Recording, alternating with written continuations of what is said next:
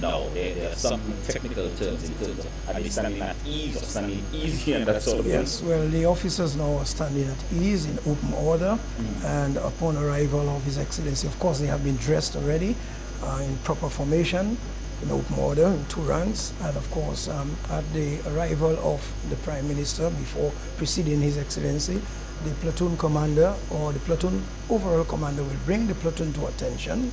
And of course, with the fanfare, they would shoulder arms, that's a military term, and come to attention, obviously, with the fanfare. And then the Prime Minister would take his seat, get into Parliament in preparation of the arrival of His Excellency. Upon arrival of His Excellency, again, the platoon commander will bring the entire parade, guard of honor that is, to attention. His Excellency will go up to the dais. I think the dais is already there. Yes, it is already. And of course, he will take the salute, where the national anthem will be played, of course, as a matter of respect. And then the platoon commander will, invite His Excellency to inspect the guard. And His Excellency would give him his permission. He would have to do that. And he inspects the guard. He comes back and he requests permission from His Excellency to continue the parade. Then again, the national anthem will be played, and His Excellency will then, enter under the portico, of course, the portico of the House of Assembly, and go straight onto the Speaker's area to deliver his address. And of course, His Excellency, we can speak on any topic of national interest, and I reckon he will talk about the whole question of Parliament today, and the development as we move into the apex of our development in the country. His Excellency will probably give some sound advice on the way forward for development. Yes, of course, the platoon is already in place. Parliament will begin at 10. It will be some time before the arrival of His Excellency, as Parliament has to take on some important business, as I mentioned, the election of the Speaker and the Deputy Speaker, as well as the administration of the oath, both to the Speaker and the Deputy Speaker, as well as the members of Parliament. There are 32 members of Parliament, to include the Speaker, to include the Attorney General, who is not an elected member or senator, but is coming into the House through the civil service. He is appointed Attorney General through the civil service. 32 members, some 11 women comprise the parliamentary benches at this time. This is the highest number of women in Parliament in the OECS, and I dare say CARICOM at this point. And the 11 women, of which 9 are elected members of the House of Assembly. We'll be back in a short while to continue the broadcast of the proceedings of Parliament, and when I come back, a former senior government minister will join me here before we move to the formal proceedings of the House. We'll be right back. And as we speak, the parliamentarians are coming. This is the arrival of the parliamentary representative for the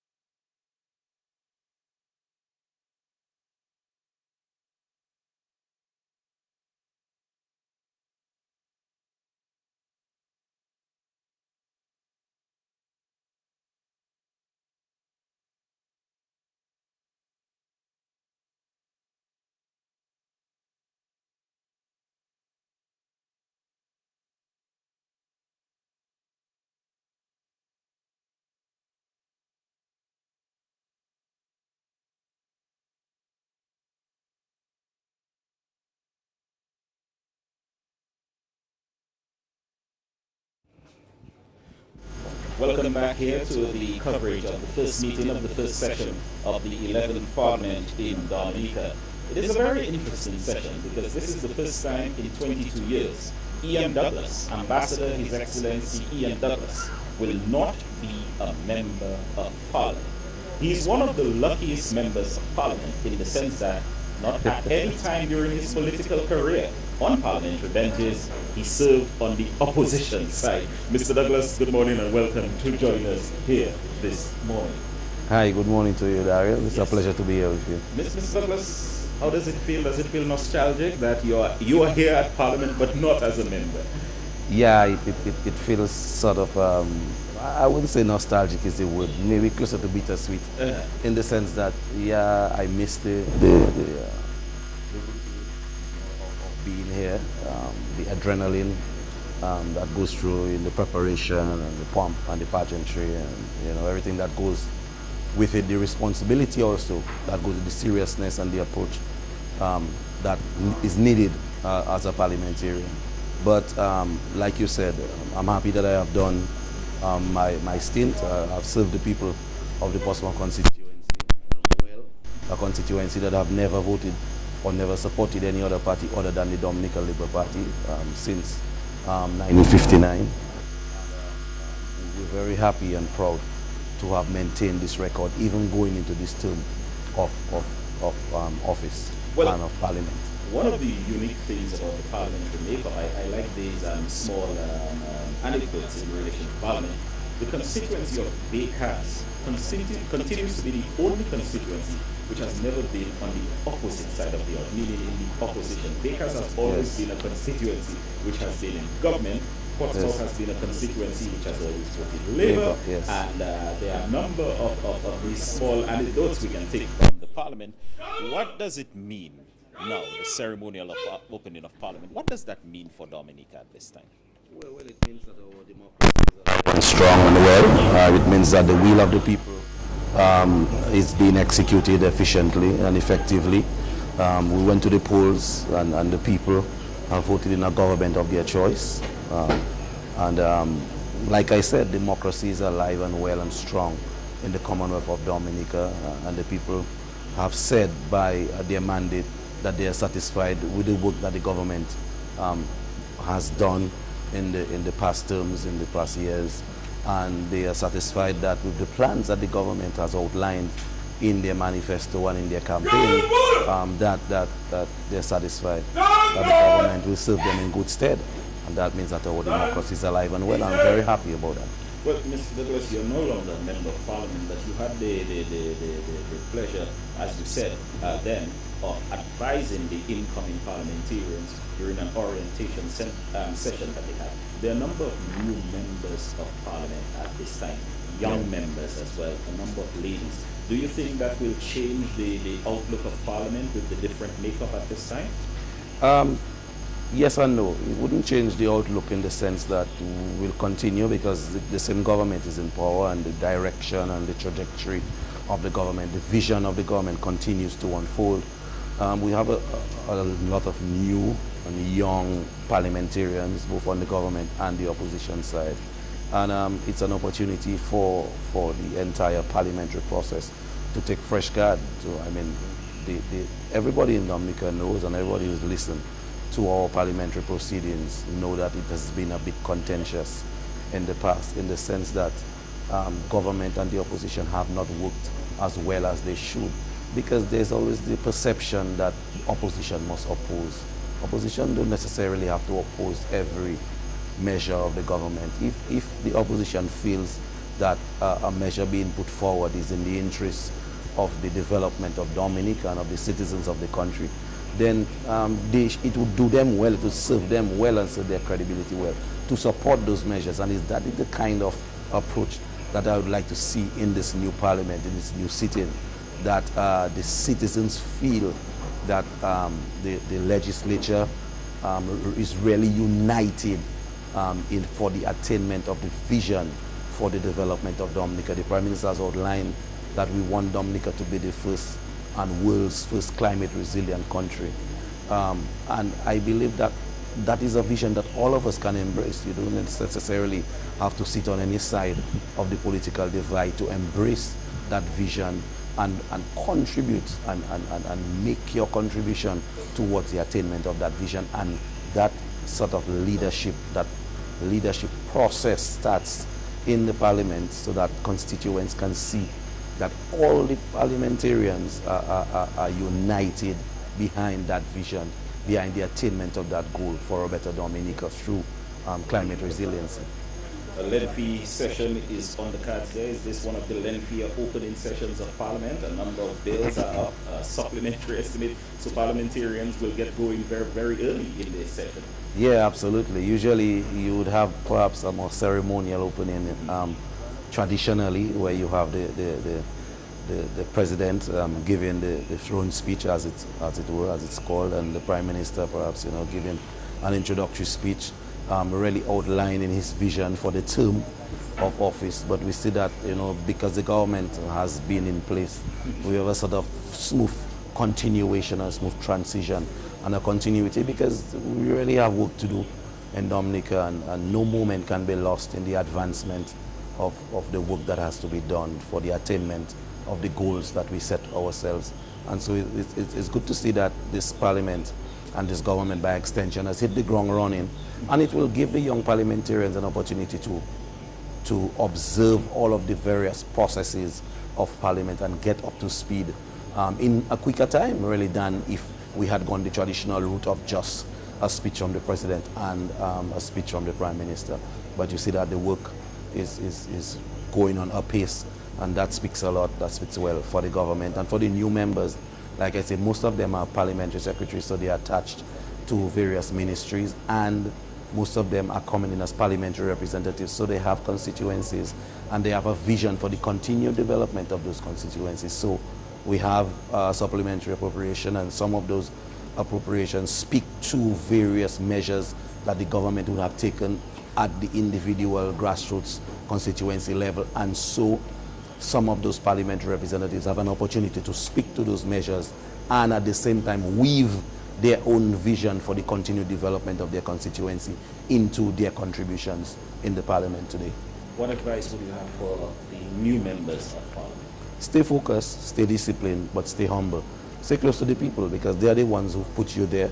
It's a balancing act that you have to do, because you cannot be advocating for your constituency, which comes across as being against the government's plans and programs. So you have to get it right very early and strike the balance between what you want for your constituency and what the government is trying to achieve. Well, we now see the arrival of the Prime Minister of Dominica. Thank you, Mr. Douglas, for joining us here this morning. We now see the arrival of the Prime Minister of Dominica. Prime Minister Honorable Roosevelt Skerritt has arrived, and Mrs. Skerritt has arrived not just as the wife of the Prime Minister, but as the new Minister for Housing and Urban Development. And the Prime Minister now will make his way towards the dais, where he will take a guard of honor salute, and of course we will see him enter the House along with Mrs. Skerritt, the parliamentary representative for the Roseau constituency. Prime Minister Roosevelt Skerritt, at this sitting of the House, becomes the longest continuous serving member of Parliament. He has been a member of Parliament for the past 23 years. We now see the arrival of the Prime Minister being escorted by the Assistant Commissioner of Police.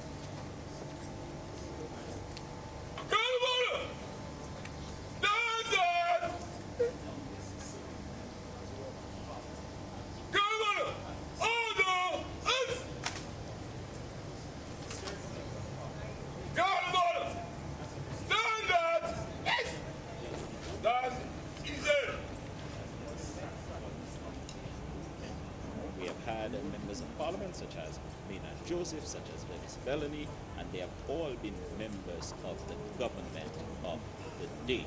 In the 10 general elections we have had in Dominica, 3 have been under the Constitution, the 1978 Constitution.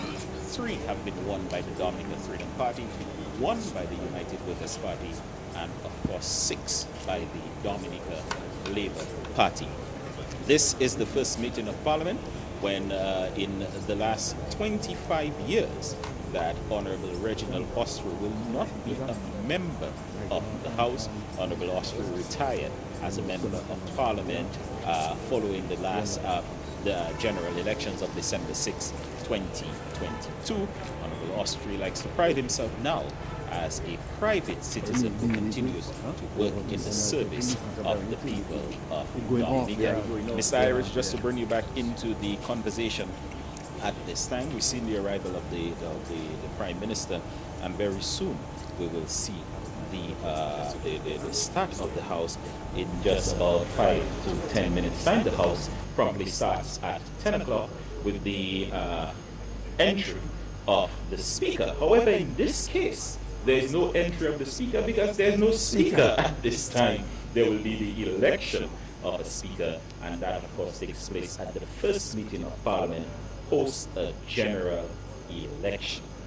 The House, it will be 6 members on the opposition side and some 25 members on the side of the government of Dominica, to include the Attorney General. And we now see, from what I'm seeing in there, I have just seen the arrival of the parliamentary representative for the Marigot constituency, as well as Senators Henderson Reid and Senators Paris. They have now arrived at the House. I have not yet seen the arrival of the leader of the opposition, but from what I'm seeing here, my vantage point, a number of government members are already in their seats and in place. But Mr. Irish, the guard of honor was what would you say for the arrival of the Prime Minister? Well, on the arrival of the Prime Minister, he got that fanfare. The Prime Minister entered into the dais. Of course, his wife was escorted into Parliament, and there was a fanfare. Roseau, I should say, Honourable Melissa Skerritt, the member for Roseau constituency, Roseau Central, and of course, the Prime Minister got that beautiful fanfare from the government band. The parade commander brought the parade to attention, and as a matter of respect, they gave him that nice fanfare.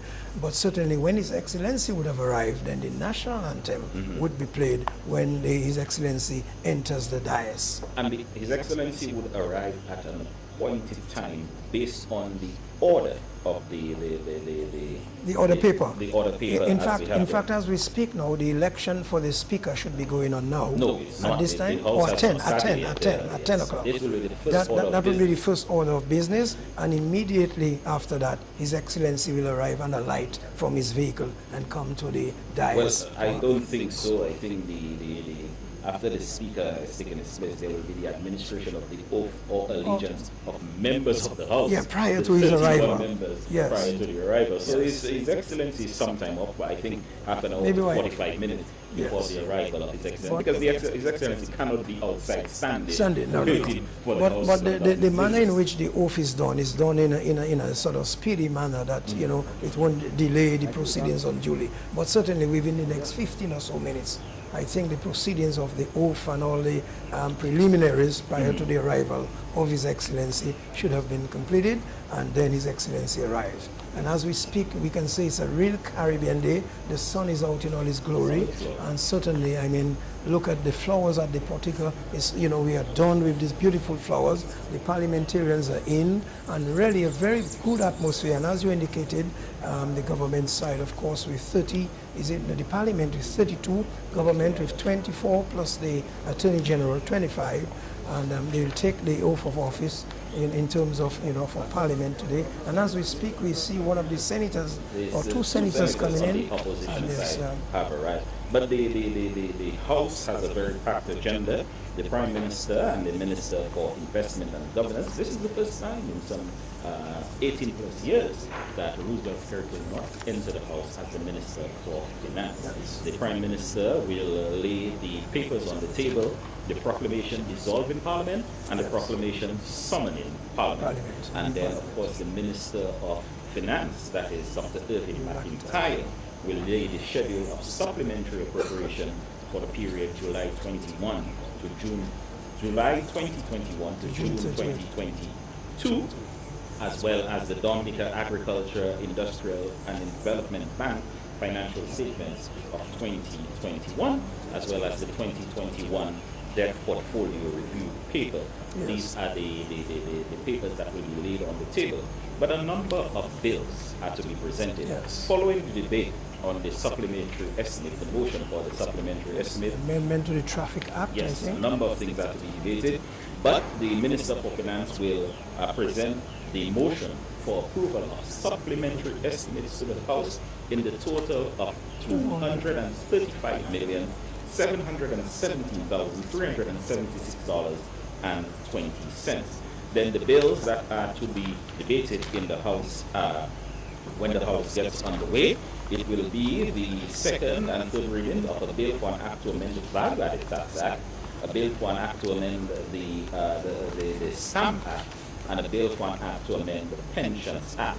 Then there will also be bills for amendment to the title of the Registration Act, and there will also be bills for the repeal of the Highway Maintenance Levy, as well as the Road Traffic Act. And then the International Maritime Act will see some amendment, as well as the bill for an act to amend the Civil Aviation Act. Quite a tall order Yes. to the Parliament. But it seems that the proceedings of the House are beginning, so let's go across to the House of Assembly where the proceedings are on the way.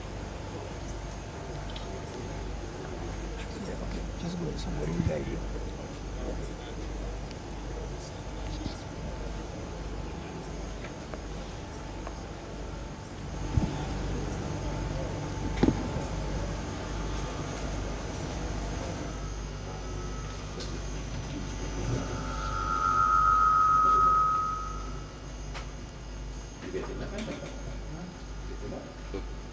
In that capacity.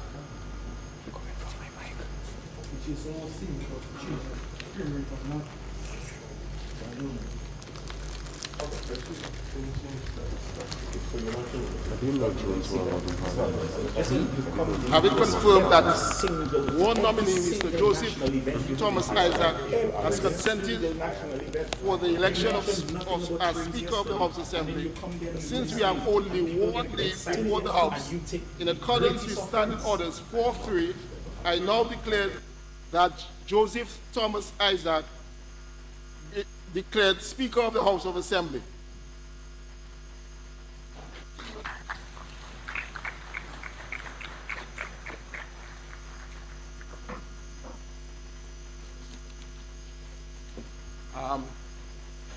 Honorable Cassandra Laville and also Honorable Dennis Charles is going to get the speaker, fetch the speaker. Go fetch the speaker.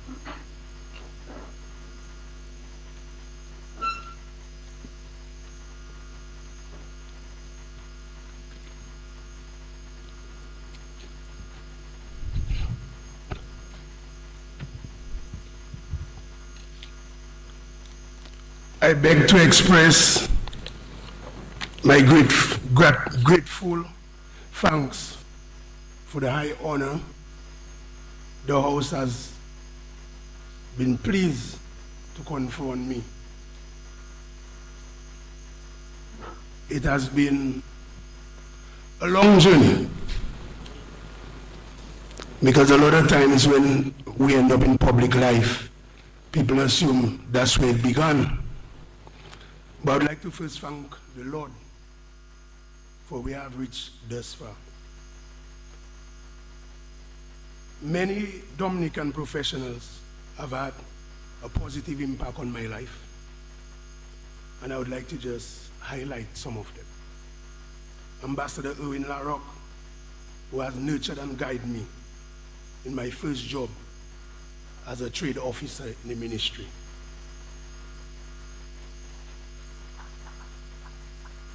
Mr. Patrick Pemberton, for recognizing my talent and employing me at Colgate-Palmolive as an engineer. Mr. Colin Bully, for challenging me at the OECS Export Development Unit.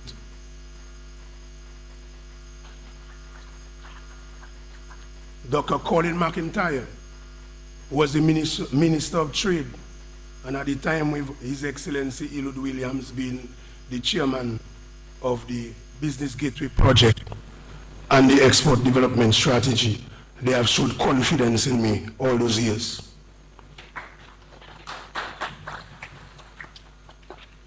Madam Speaker, for your work, which you have guided me through as being the Speaker when I just came in, I would like to thank you. Our most esteemed leader, who I worked with as a Minister of Environment, that's the Honorable Dr. Roosevelt Skerrit. You have taught me about leadership in a different way, about being cool, being measured. I would like to thank you on the public record, not as a politician, but as a person who I see as one of the best HR person I've seen in my life, even if I've worked with multinationals. So I would like to thank you for that, and I want all Dominicans to recognize that you are not just a politician, but a person who really have a depth of empathy for people and others. Yeah.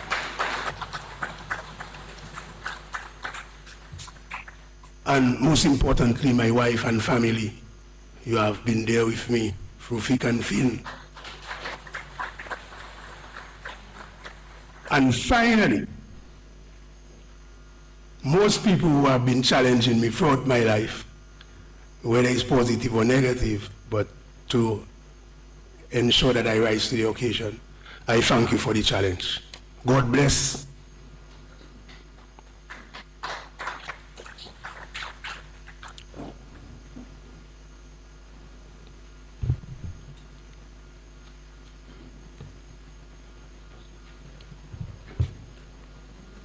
Congratulatory remarks to new speaker. Mr. Speaker, I rise to extend my sincere congratulations to you on your election to this high office of Speaker of the House of Assembly of Dominica. You know, life is very strange, you know, that I met the Speaker of the function. He had to rise when I walked in, and the next day I had to rise when he walked in.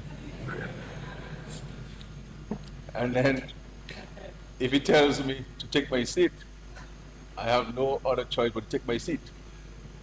And so it speaks, it really reminds all of us of the need to maintain a high degree of humility in the offices that we hold, that irrespective of one's station, we have to show respect. And so rest assured, Mr. Speaker, that you will get my fullest respect, as always, as the Speaker of the House and the one who is in charge of the proceedings of the House.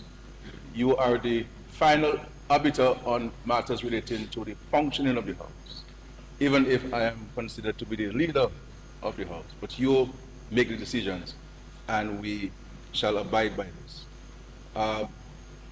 Being the speaker is a very difficult job. It's not easy, as many people think, but I believe that you have conducted yourself, and I have no doubt that you will continue to do so with aplomb and, of course, with diligence. And so I wish you God's blessings and guidance. And I think one of the things that the public needs to know is the extent of the responsibility of the Speaker of the House. People think it's only during the sitting of Parliament, but it is a very tough administrative, it has many important administrative duties that we have to look at. And this is why I believe that the Parliament will need at some point to consider how it treats the Speaker of the House of Assembly in terms of the support that we provide in carrying out the functions and duties of that very high office. And so I want to congratulate you, and I wish you God's blessings and guidance in this very important office. Thank you.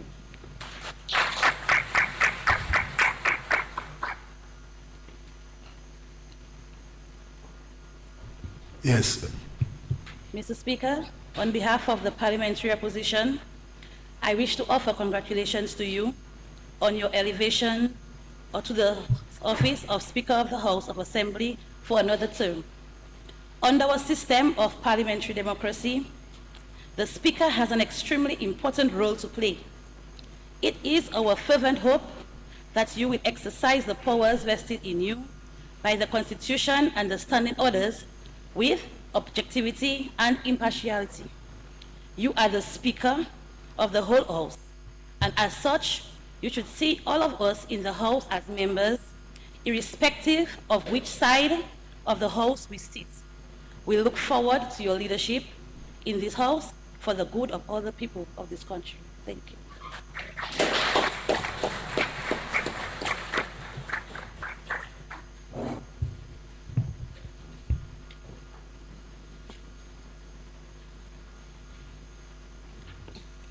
Election of Deputy Speaker.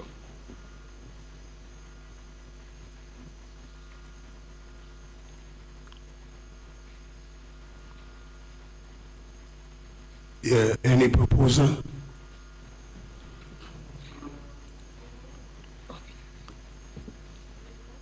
Your mic, please.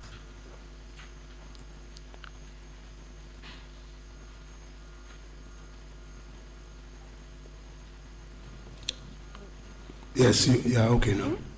You may proceed. Excuse me? Yes. We move that Mr. Philip Rowe be elected as the Deputy Speaker of the House of Assembly. Mr. Speaker, I beg to second the proposal. Is there any other proposer who wants to propose another person? Okay. Well, then I now declare that Mr. Philip Rowe has been elected Deputy Speaker of the House of Assembly. That's unopposed, unopposed.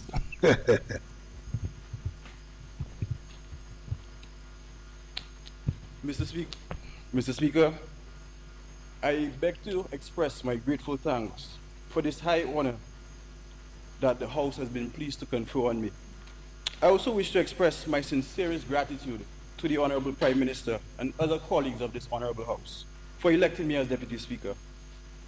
I remember standing in this Honorable House just 3 days short of 3 years ago with a firm commitment to make a positive contribution to this Parliament and my country. And today, this commitment is fortified times 10. Being elected as Deputy Speaker is a role which I take very seriously, and I am grateful for the guidance of the longest serving Speaker of the House, who, lucky for me, happens to be my grandmother. And of course, you as our current Speaker, Honorable Isaac.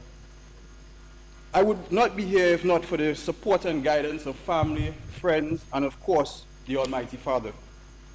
Today, I look across this honorable house and I am as inspired as I am energized by the number of young parliamentarians sitting here today. And Mr. Speaker, it is by no coincidence that the Commonwealth has declared 2023 as the Year of the Youth. I once again express my deepest gratitude and pledge to work diligently in service to this honorable house and my country. Thank you.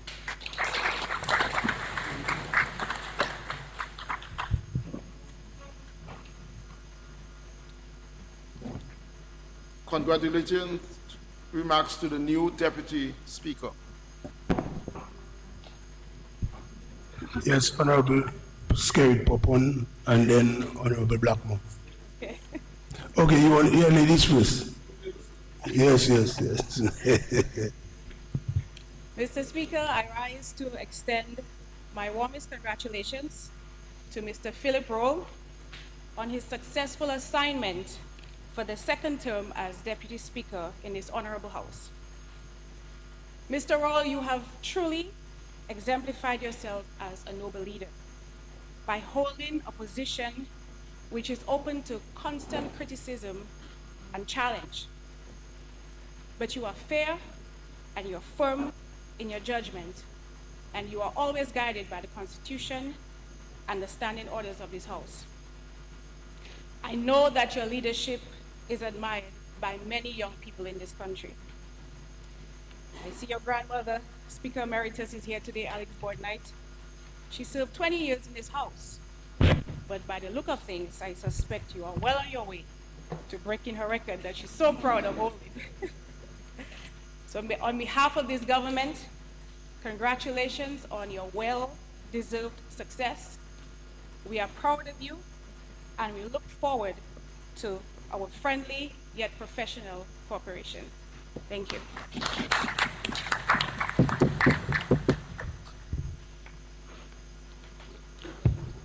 Mr. Speaker, I feel obligated to stand here this morning to express my most profound commendation to the Deputy Speaker. And I'm doing that because I am convinced that when he cast his first vote, it was for me. And I can recall getting a call asking, where do I have to vote? But more importantly, Mr. Speaker, I think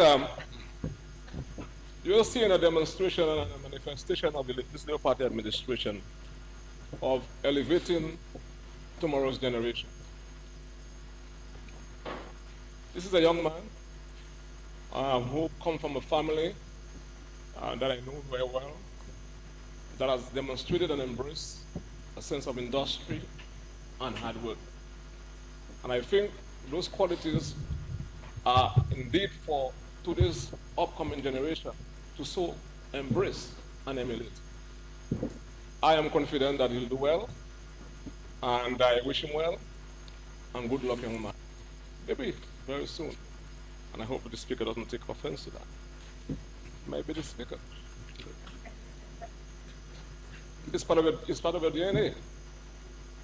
And then it might be the president one day, even after I'm dead, but answer being useful.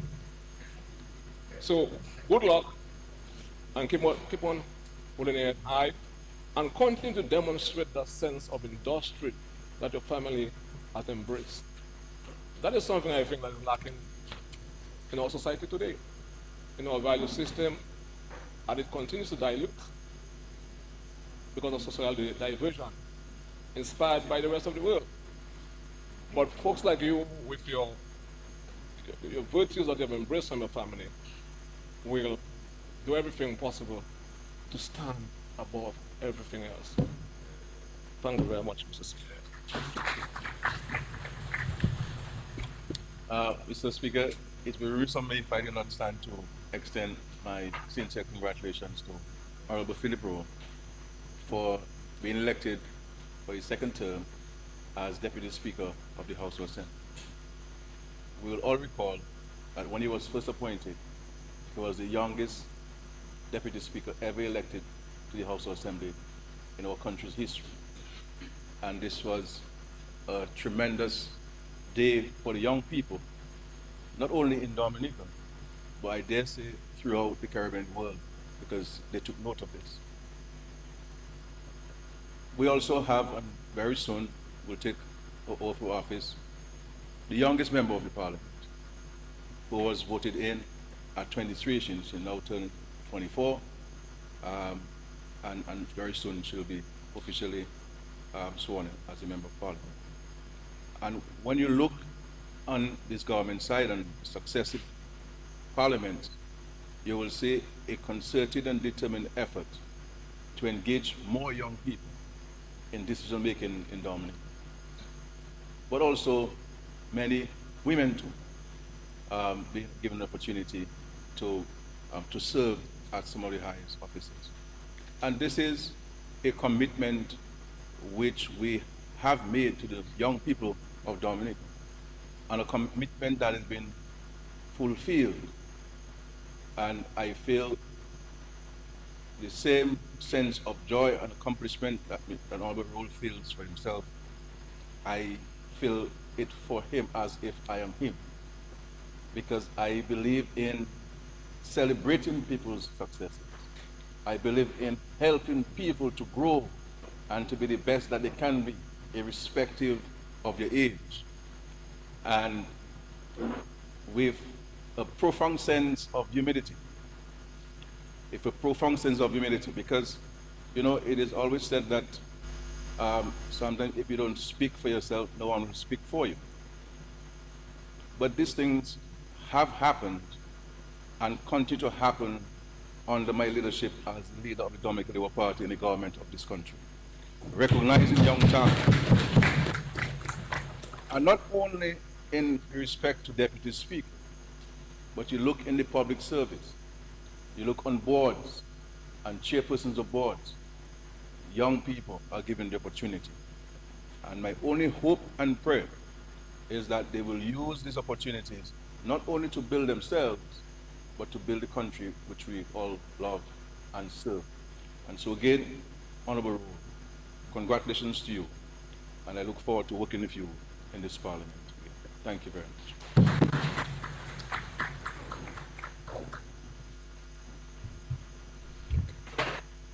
Yes. Let's stand.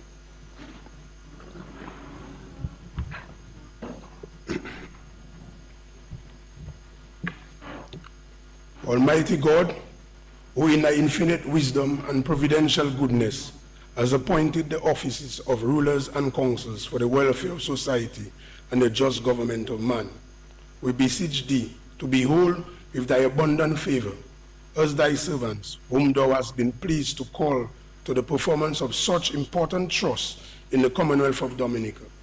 Let thy blessing descend upon us here in this Parliament assembled, and grant that we may, as in thy presence, treat and consider all matters that shall come under our deliberation in so just and faithful a manner as to promote thy honor and glory, and to advance the good of those whose interests thou hast committed to our charge. All which we ask in the name and for the sake of our Lord and Savior, Jesus Christ. Amen.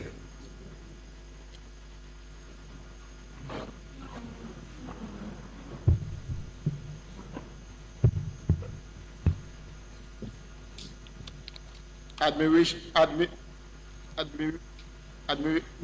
of oath and or affirmation of allegiance, and oath of office to Speaker and Deputy Speaker.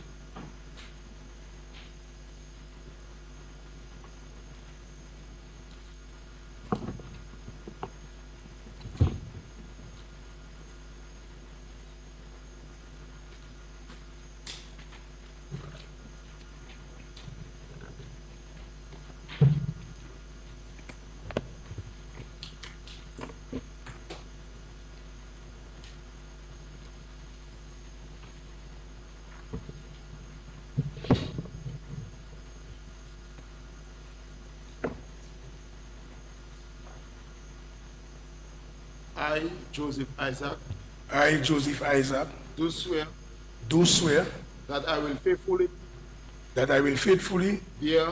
bear true allegiance allegiance to the Commonwealth of Dominica to the Commonwealth of Dominica according to law. according to law. So help me God. So help me God.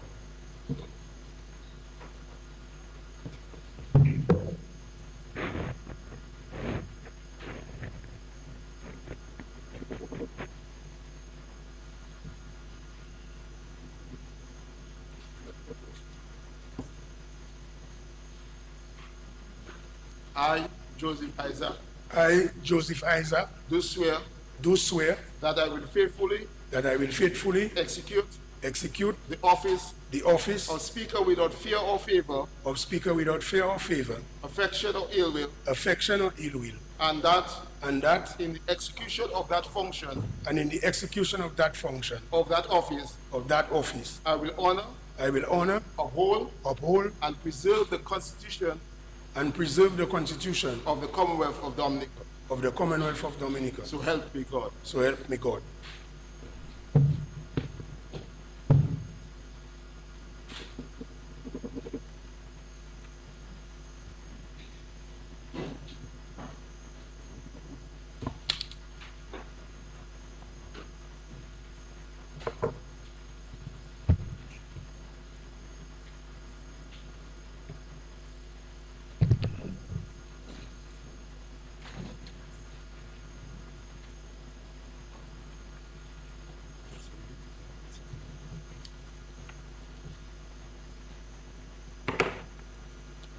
I, Philip Roll, do swear that I will faithfully bear true allegiance to the Commonwealth of Dominica according to law. So help me God.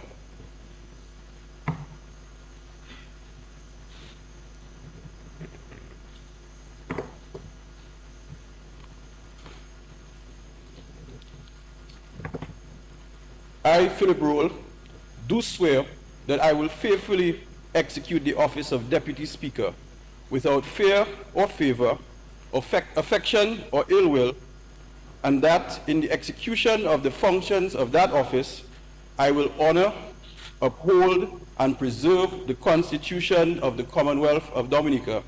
So help me God.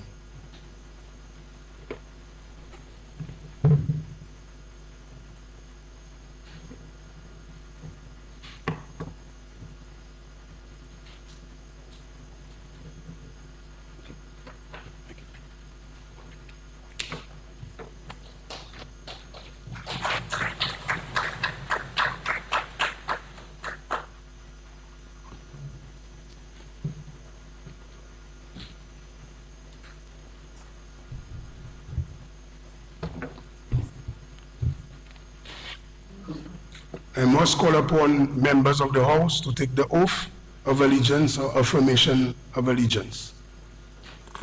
Honorable Prime Minister.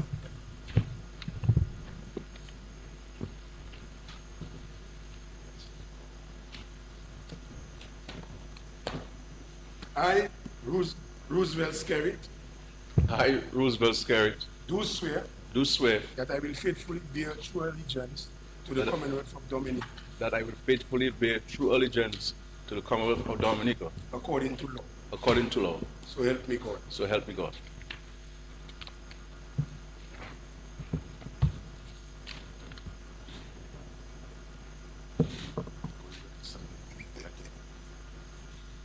Honorable Levi A. Peter.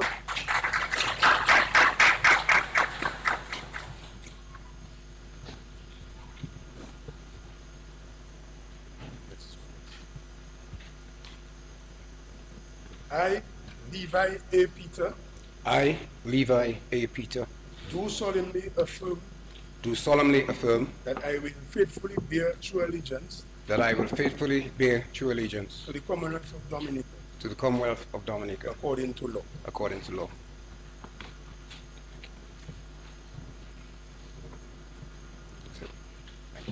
Honorable Dr. Irvin McIntyre.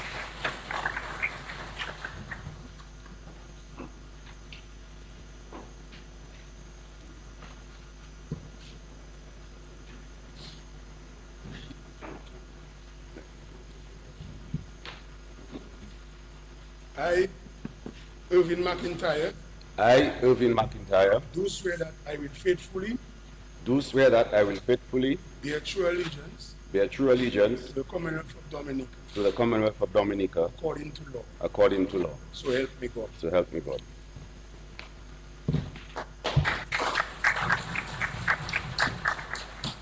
Honorable Dr. Vince Henderson.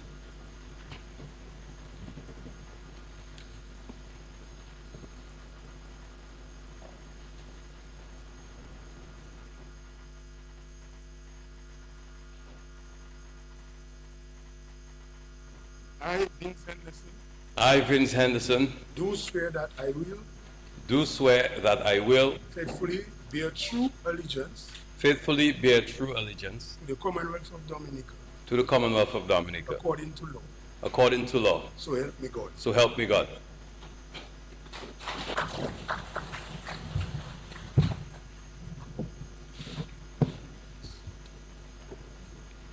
Honorable Reuben Blackmore.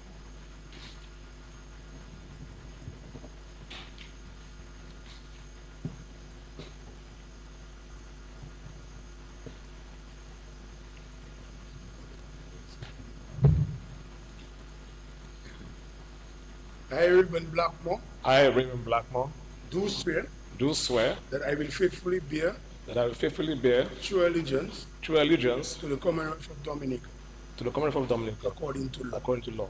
So help me God. So help me God.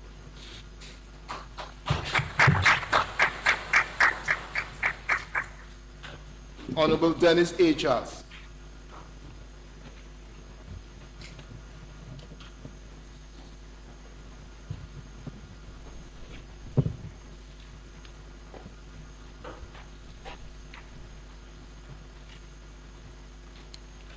I, Dennis Charles, I, Dennis Charles, do solemnly affirm do solemnly affirm that I will faithfully bear that I will faithfully bear true allegiance true allegiance to the Commonwealth of Dominica to the Commonwealth of Dominica according to law. according to law.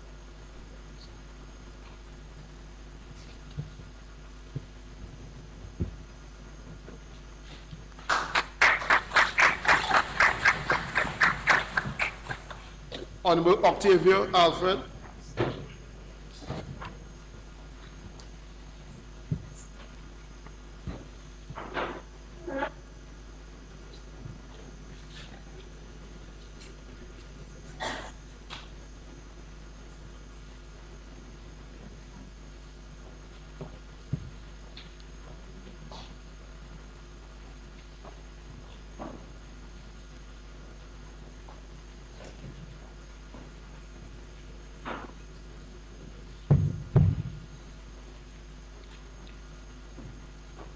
I, Octavia Alfred, I, Octavia Alfred, do solemnly affirm do solemnly affirm that I will faithfully bear that I will faithfully bear true allegiance true allegiance to the Commonwealth of Dominica to the Commonwealth of Dominica according to law. according to law.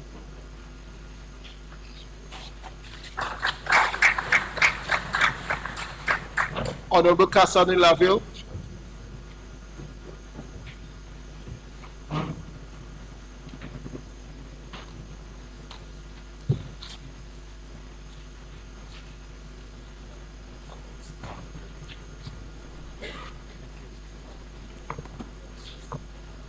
I, Cassani Laville, I, Kasani Laville, do swear do swear that I will faithfully bear that I will faithfully bear true allegiance true allegiance to the Commonwealth of Dominica to the Commonwealth of Dominica according to law. according to law. So help me God. So help me God. Thank you.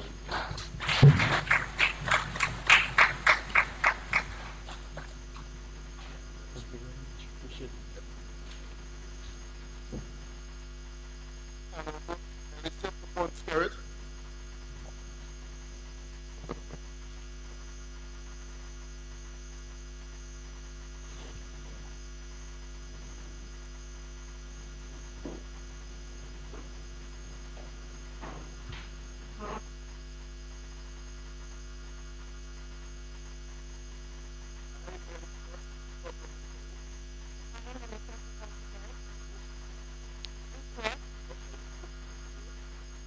Faithfully bear True allegiance true allegiance to the Commonwealth of Dominica to the Commonwealth of Dominica according to according to law. So So help me God.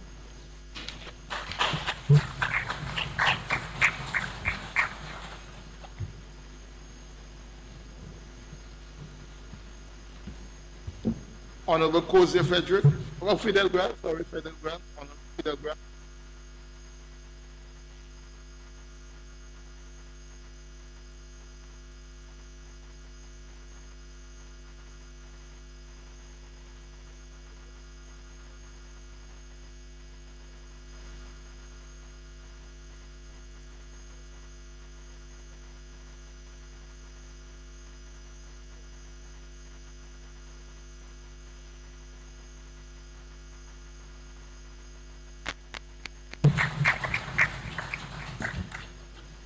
Honorable Cozier Frederick.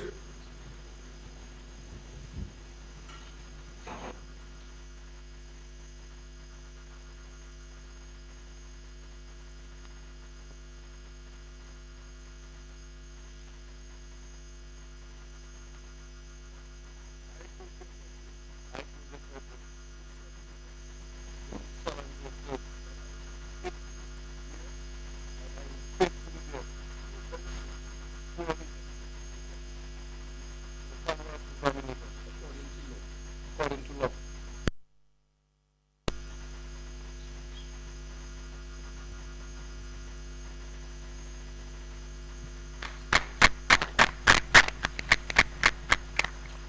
Honorable Peter Roberts.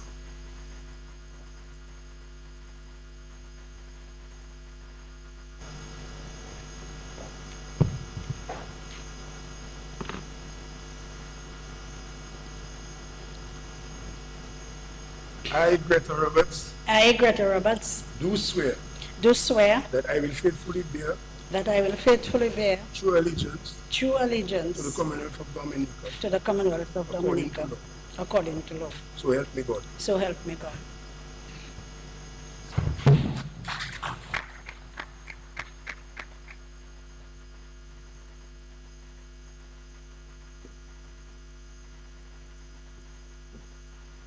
Honorable Shakira Lockhart Dipoli.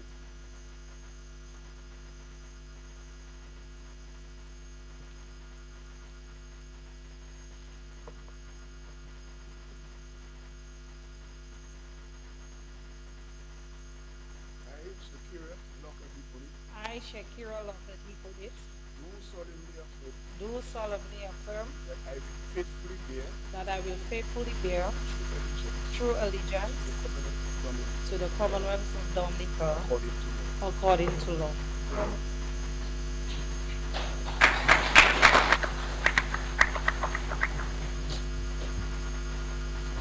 Honorable Miriam Blanchard.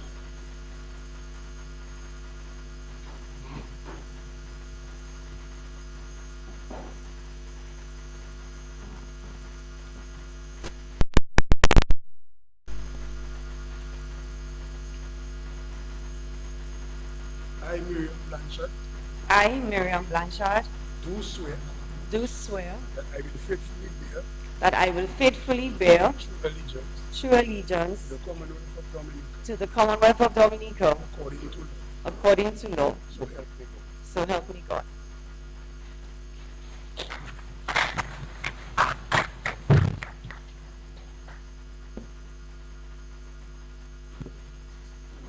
Honorable Roland Royer.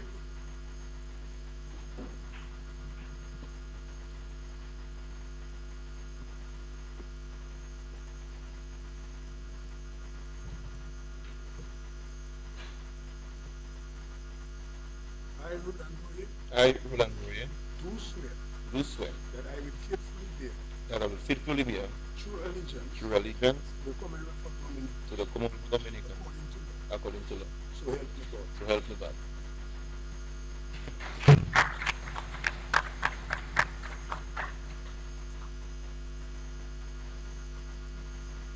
Dr.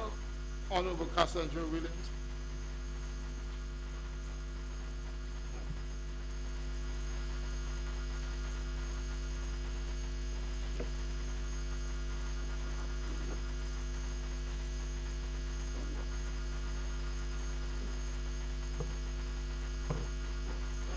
I, Cassandra Williams, I, Cassandra Williams, do solemnly affirm do solemnly affirm that I will faithfully that I will faithfully bear true allegiance bear true allegiance to the Commonwealth of Dominica, to the Commonwealth of Dominica, according to law. according to law.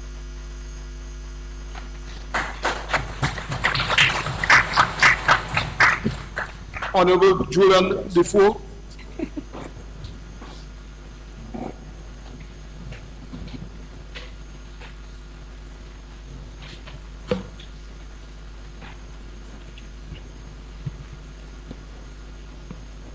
I, Julian Defoe, I, Julian Defoe, do swear that I will faithfully bear I will faithfully bear true allegiance true allegiance to the Commonwealth of Dominica, to the Commonwealth of Dominica, according to law.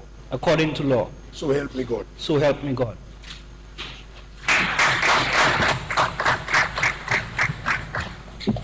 Honorable Darren Lloyd.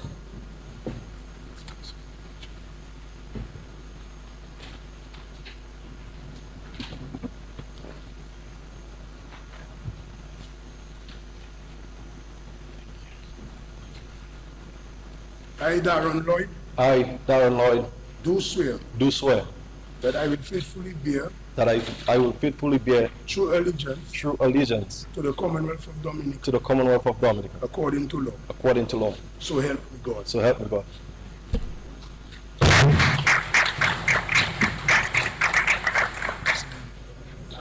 Honorable Oscar George.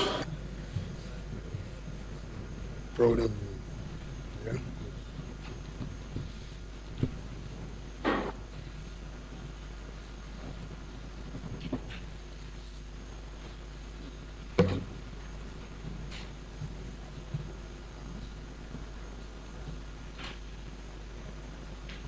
I, Oscar George, I, Oscar George, do swear that I will faithfully bear true allegiance true allegiance to the Commonwealth of Dominica, to the Commonwealth of Dominica, according to law. according to law. So help me God. So help me God.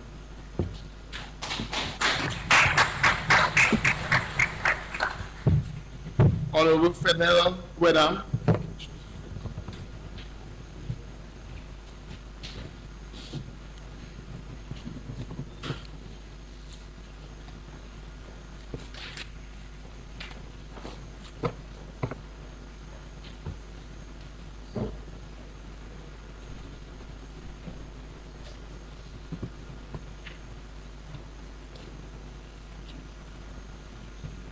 I, Fenella Wenham, I, Finella Wenham, do swear do swear that I will faithfully bear that I will faithfully bear true allegiance true allegiance to the Commonwealth of Dominica, to the Commonwealth of Dominica, according to law. according to law. So help me God. So help me God.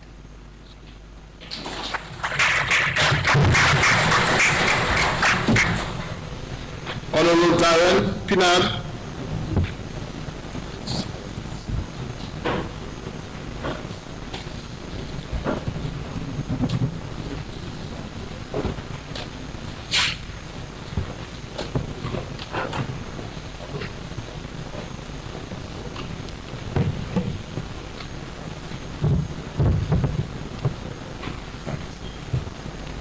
I, Darren Pinard, I, Darren Pinard, do swear that I will faithfully bear true allegiance that I will faithfully bear true allegiance to the Commonwealth of Dominica, to the Commonwealth of Dominica, according to law. according to law. So help me God. So help me God.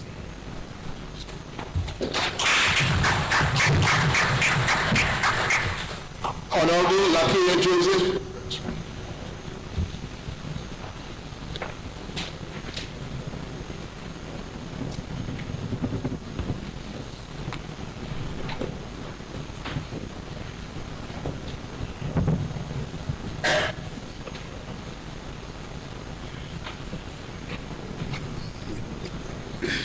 I, Lakia Joseph, I, Lakia Joseph, do swear that I will faithfully bear true allegiance true allegiance to the Commonwealth of Dominica, to the Commonwealth of Dominica, according to law. according to law. So help me God. So help me God.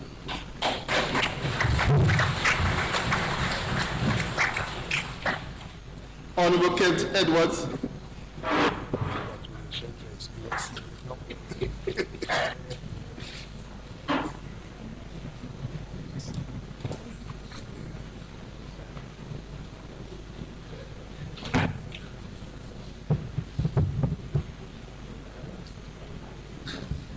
I, Kent Edwards, I, Kent Edwards, do swear do swear that I will faithfully bear that I will faithfully bear true allegiance true allegiance to the Commonwealth of Dominica to the Commonwealth of Dominica according to law. according to law. So help me God. So help me God.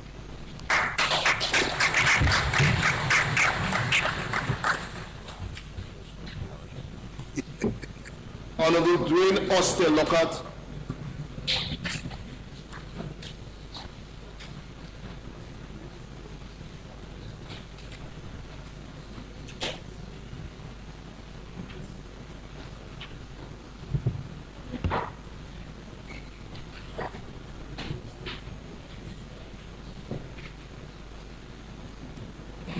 I, Dwayne Austin Lockhart, I, Dwayne Austin Lockhart, do swear do swear that I will faithfully bear that I will faithfully bear true allegiance true allegiance to the Commonwealth of Dominica to the Commonwealth of Dominica according to law. according to law. So help me God. So help me God.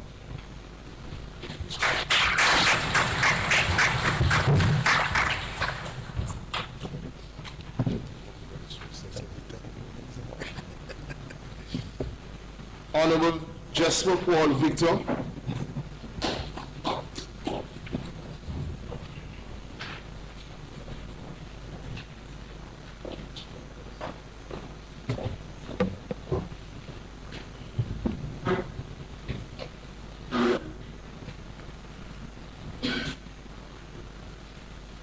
I, Jesper Paul Victor, I, Jesper Paul Victor, do swear do swear that I will faithfully bear that I will faithfully bear true allegiance true allegiance to the Commonwealth of Dominica to the Commonwealth of Dominica according to law. according to law. So help me God. So help me God.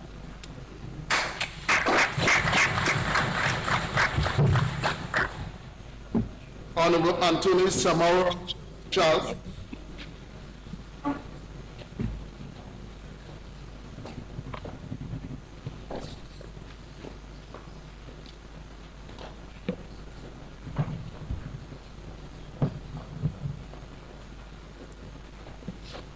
I, Anthony Charles, I, Anthony Charles, do swear do swear that I will faithfully bear that I will faithfully bear true allegiance true allegiance to the Commonwealth of Dominica to the Commonwealth of Dominica according to law. according to law. So help me God. So help me God.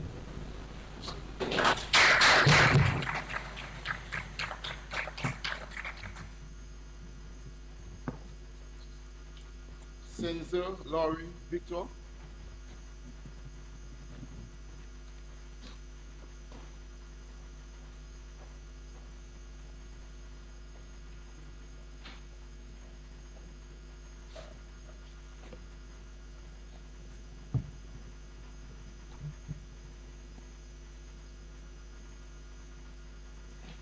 I, Laurie Victor, I, Laurie Victor, do swear do swear that I will faithfully bear that I will faithfully bear true allegiance true allegiance to the Commonwealth of Dominica to the Commonwealth of Dominica according to law. according to law. So help me God. So help me God.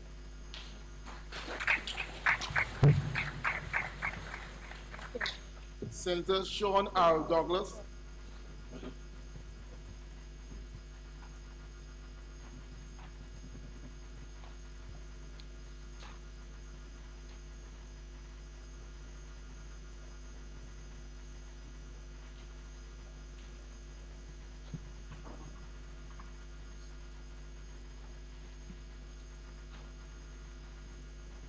I, Sean Douglas, I, Sean Douglas, do swear do swear that I will faithfully bear that I will faithfully bear true allegiance true allegiance to the Commonwealth of Dominica to the Commonwealth of Dominica according to law. according to law. So help me God. So help me God.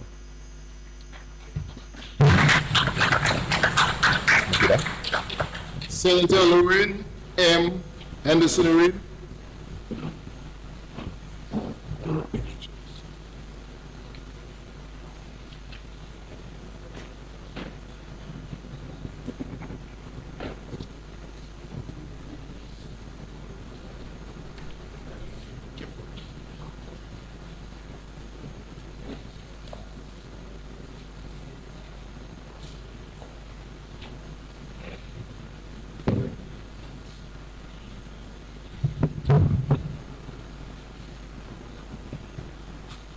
I, Lauren Henderson Reed, I, Lauren Henderson Reed, do swear do swear that I will faithfully bear that I will faithfully bear true allegiance true allegiance to the Commonwealth of Dominica to the Commonwealth of Dominica according to law. according to law. So help me God. So help me God.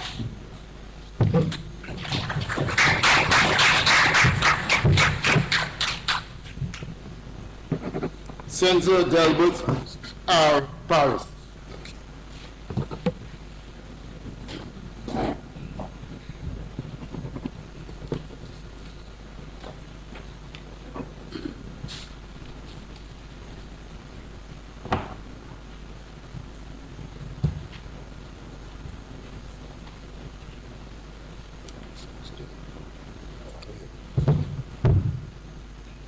I, Delbert Paris, I, Delbert Paris, do solemnly affirm do solemnly affirm that I will faithfully that I will faithfully bear true allegiance bear true allegiance to the Commonwealth of Dominica to the Commonwealth of Dominica according to law. according to law.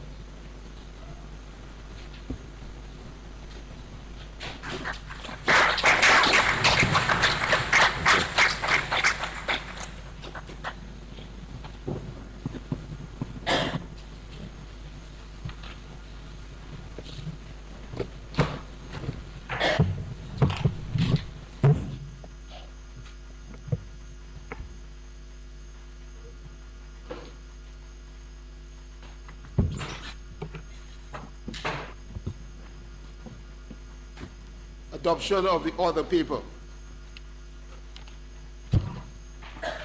Mr. Speaker, I move that the order paper be adopted as amended. I second the motion. It has been moved and seconded that the order paper be adopted. Those in favor? Aye. Those against? The ayes have it.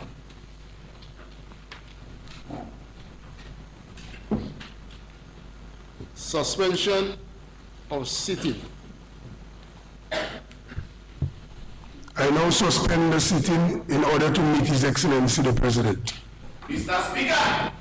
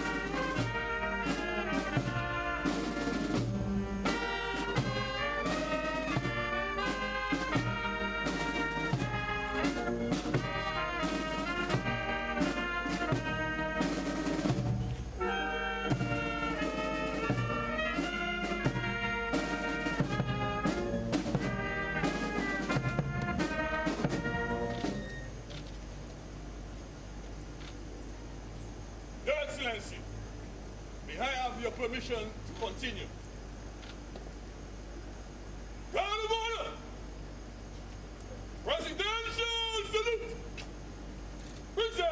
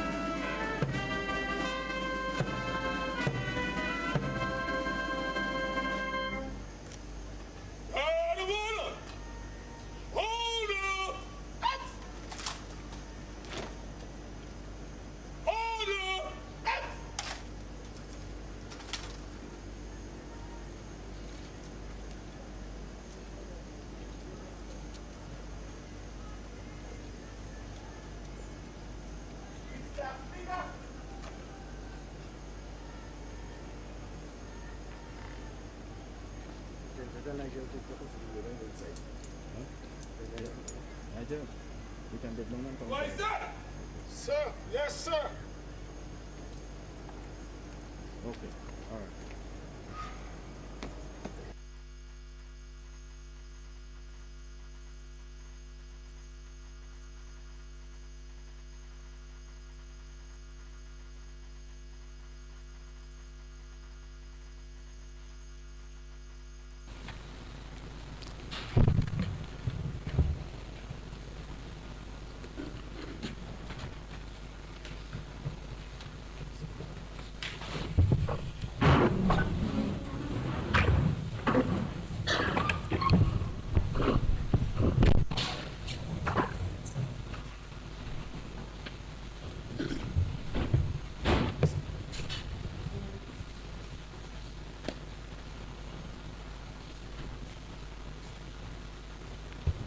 I will now invite His Excellency the President to address the House. Mr. President. Mr. Speaker, honorable members of the House of Assembly, Your Excellencies, ladies and gentlemen, the listening and viewing public, it is with a great sense of gratitude to God that I bid a very pleasant and blessed good morning to you all. Mr. Speaker, it is indeed a great pleasure for me to address a message to this august body and the nation for a 10th time in my capacity as President of the Commonwealth of Dominica on this most significant occasion of the formal opening of Parliament, the first meeting of the first session of the 11th Parliament under the Commonwealth of Dominican Constitution Order. I am pleased to be here and wish, first of all, to express sincere thanks to you, Mr. Speaker, for the invitation extended to my wife and I to the formal start of the 2023-2024 parliamentary session. My wife, Clara, joins me in thanking you most earnestly for your kind and gracious invitation. Please accept, Mr. Speaker, my sincere congratulations on your re-election as Speaker of this Honorable House. Having served this last 3 years in the Speaker's chair, you have gained much experience and understanding of the rules and customs of this legislative assembly. I have every confidence that you will continue to excel in presiding over the deliberations of this 11th Parliament and apply the standing orders of discretion, objectivity, and impartiality. I pray that the good Lord favors you with the spirit of wisdom and patience as you continue to exercise this sacred duty.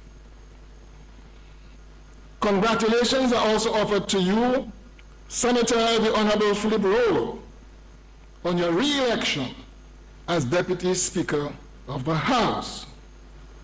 I was very impressed with the way that you presided over the business of the House when the opportunity presented itself, and I have no doubt that you will maintain the professional approach to your role during this 11th Parliament. I also offer congratulations to all the honorable members who were successful in the December 6, 2022 general elections, as well as the 5 senators who were appointed on the advice of the Honorable Prime Minister, and the 4 senators on the advice of the Honorable Leader of the Opposition to complete the composition of this Honorable House. I commend and congratulate the Honorable Prime Minister in leading his party to success at the polls. I believe, sir, that you have become the only Prime Minister in Caribbean history to have served 6 consecutive terms as Prime Minister and to have led your party successfully to 5 consecutive general election victories. This is an extraordinary achievement that needs to be acknowledged and applauded.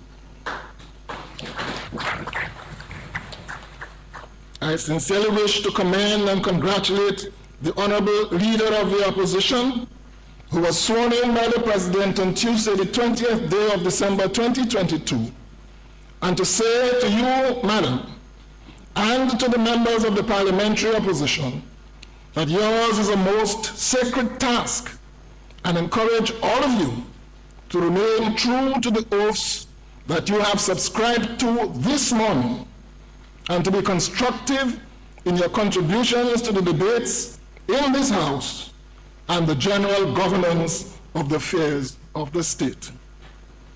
Mr. Speaker, the general elections campaign had all of the usual meetings and rallies and walks and marches.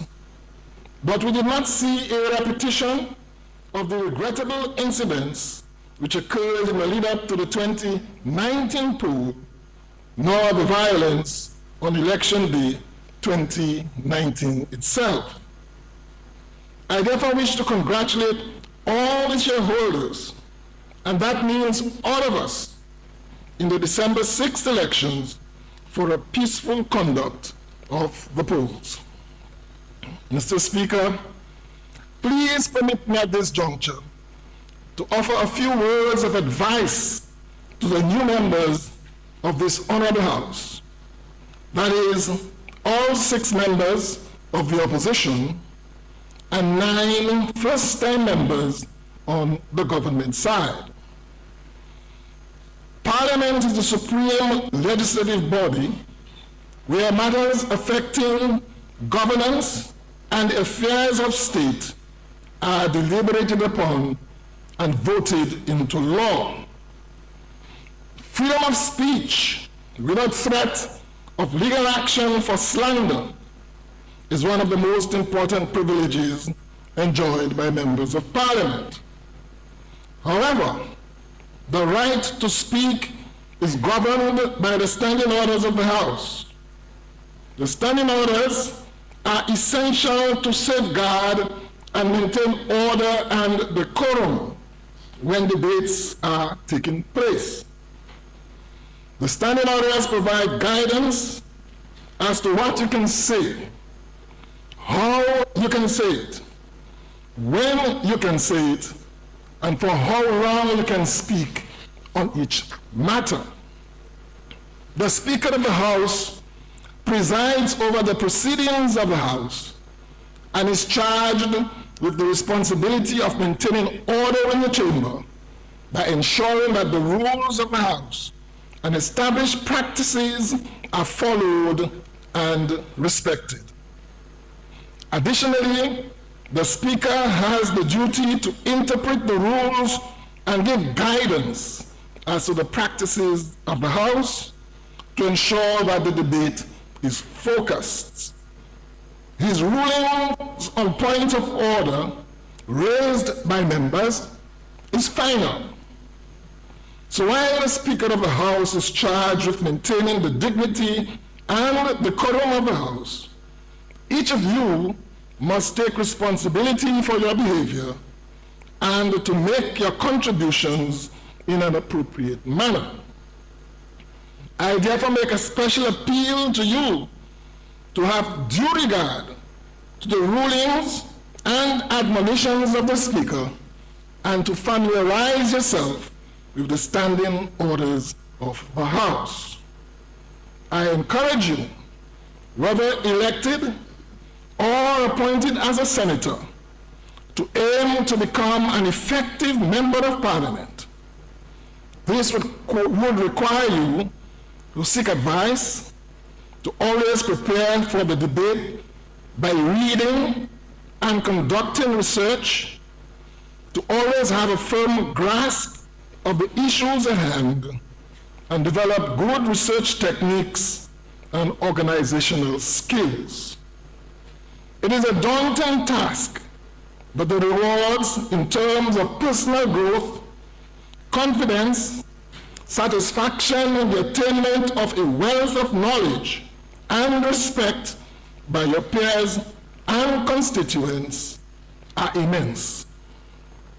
Mr. Speaker, during the last 9 years, since being elected by this honorable House as President of Dominica, initially on the 2nd of October 2013 and re-elected on the 2nd of October 2018, I subscribed on both occasions to the prescribed oaths pertaining to the office of the President and indicated unequivocally in my acceptance speeches that I was assuming the office of President without malice or ill will towards anyone, without fear of intimidation, and with respect for the traditions, laws, and Constitution of Dominica, which I swore to uphold.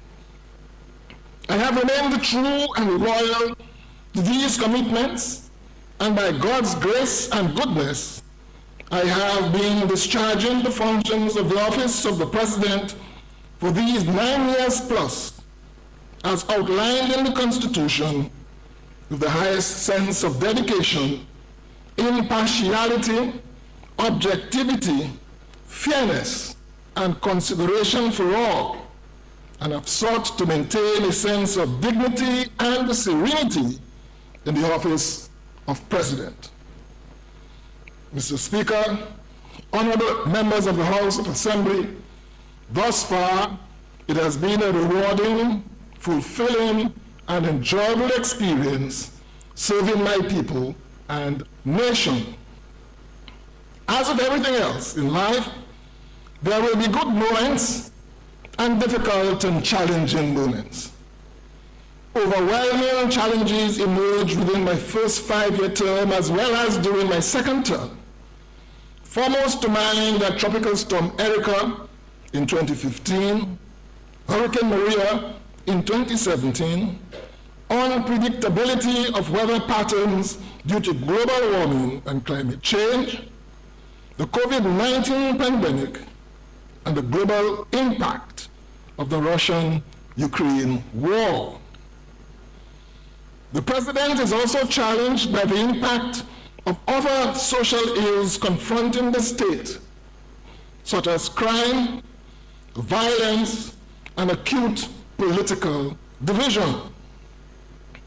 As a prayerful and resilient people and nation, we have been able to address the impacts of these challenges and have nevertheless made great progress and strides in many sectors, particularly in the areas of physical infrastructure, health, housing, tourism, education, information and communication technology, entrepreneurship, renewable energy development, and in providing for the elderly, the very young, and the dispossessed.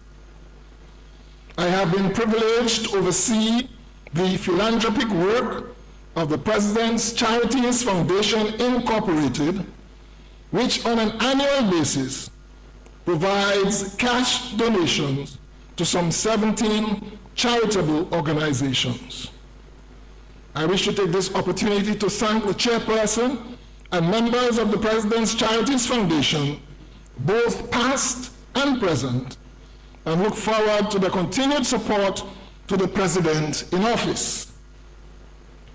The work of the Foundation is made possible by the generous support of sponsors and the patrons who purchase tickets and participate in our fundraising events.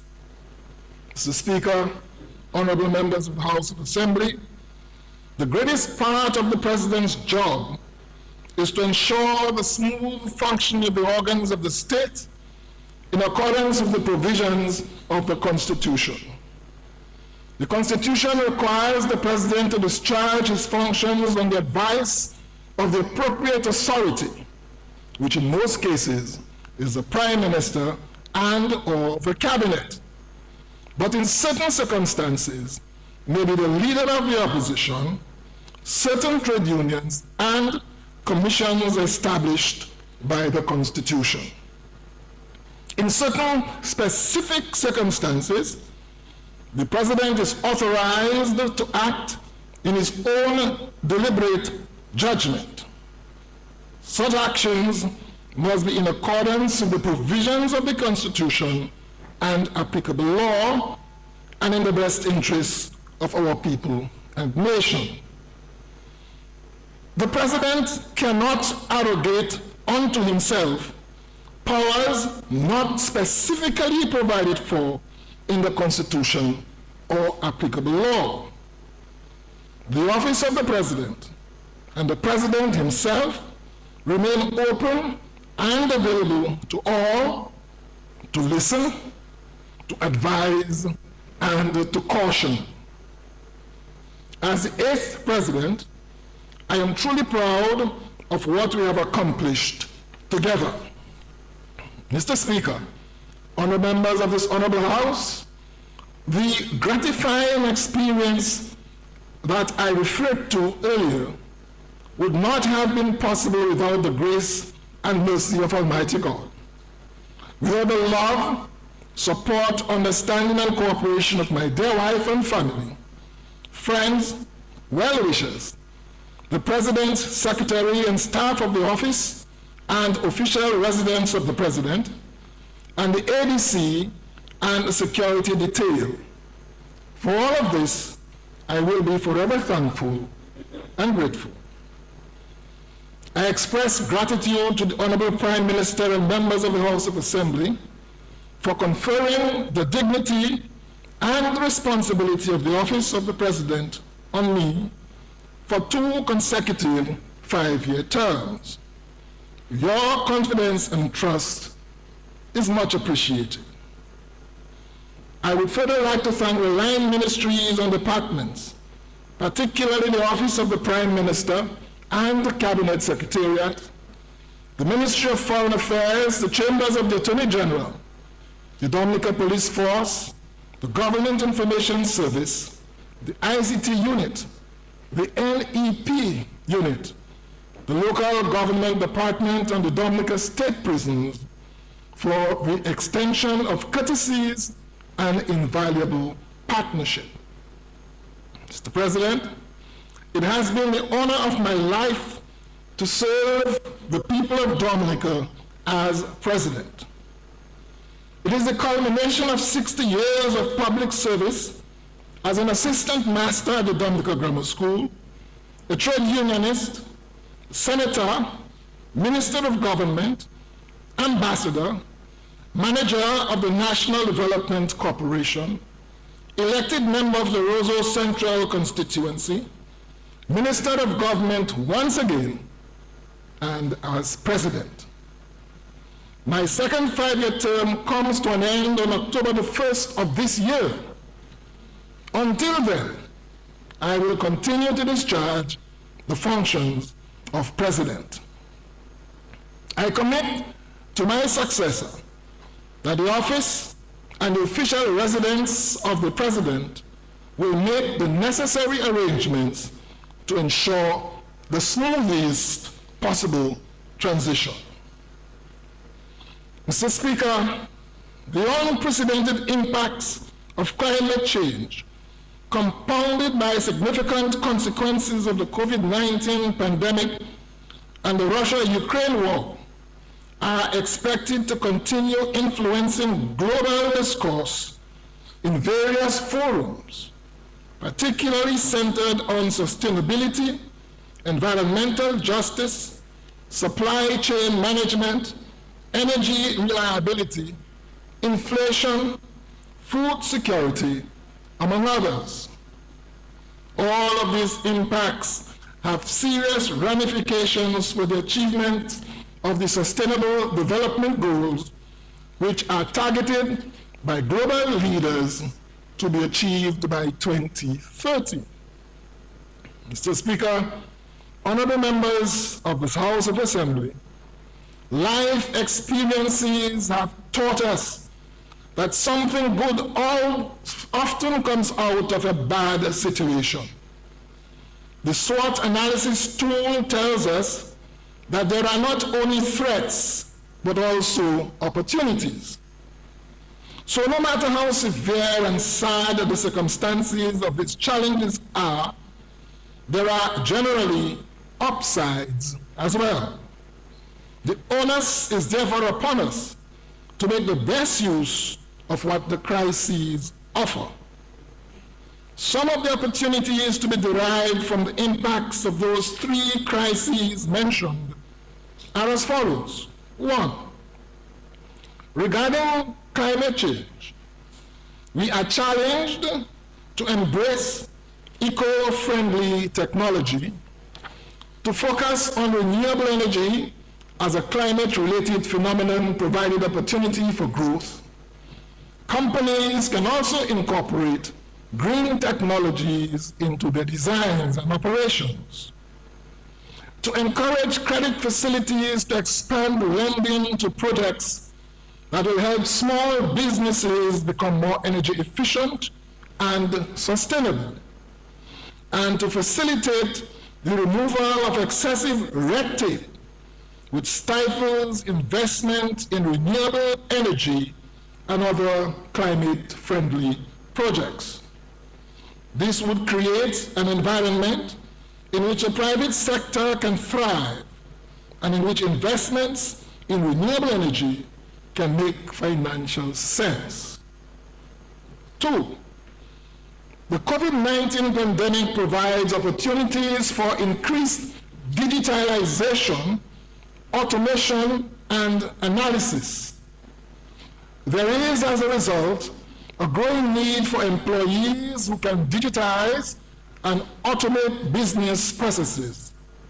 Organizations which survive also stand to realize cost savings, improve compliance, resilience in processes, and business continuity. Conventional banking, that is standing in line at a teller's cage, is fast becoming something of the past. New and flexible career opportunities are expanding. Virtual is now the new normal.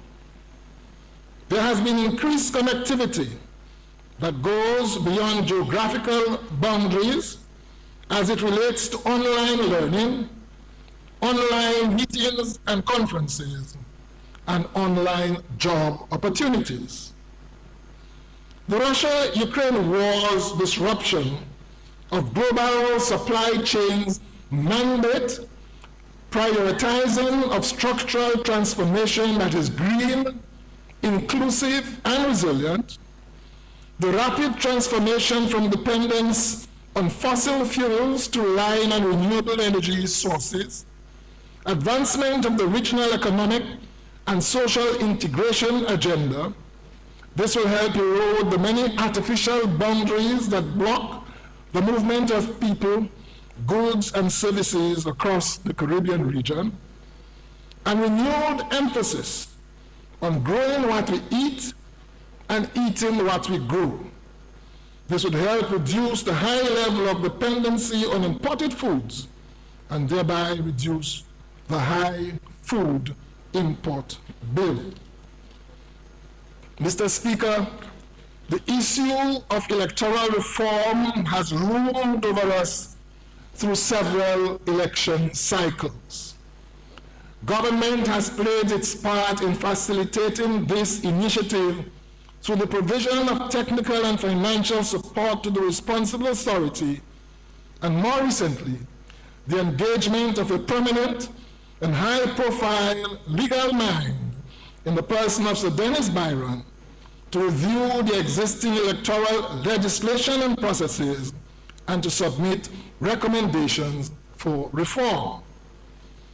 I therefore urge members on both sides of this honorable House and the public at large to acknowledge that the process is almost complete and to approach the consultations and debate on electoral reform from the point of view of ensuring that the rights of all eligible voters are protected, and to be vigilant to ensure that names of persons who are no longer eligible to be on the voters list, in conformity with our existing laws, are removed following due process. I look forward to the consultation on the report of Sir Dennis Byron on this matter, and I have every confidence that the unresolved issues of electoral reform will be given priority attention by this new administration.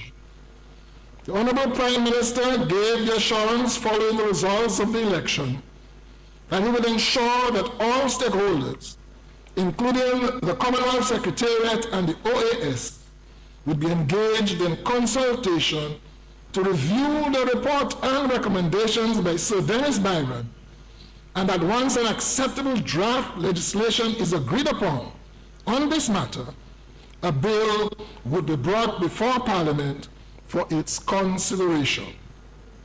I take the Honorable Prime Minister at his word and look forward to this House bringing this matter to a close.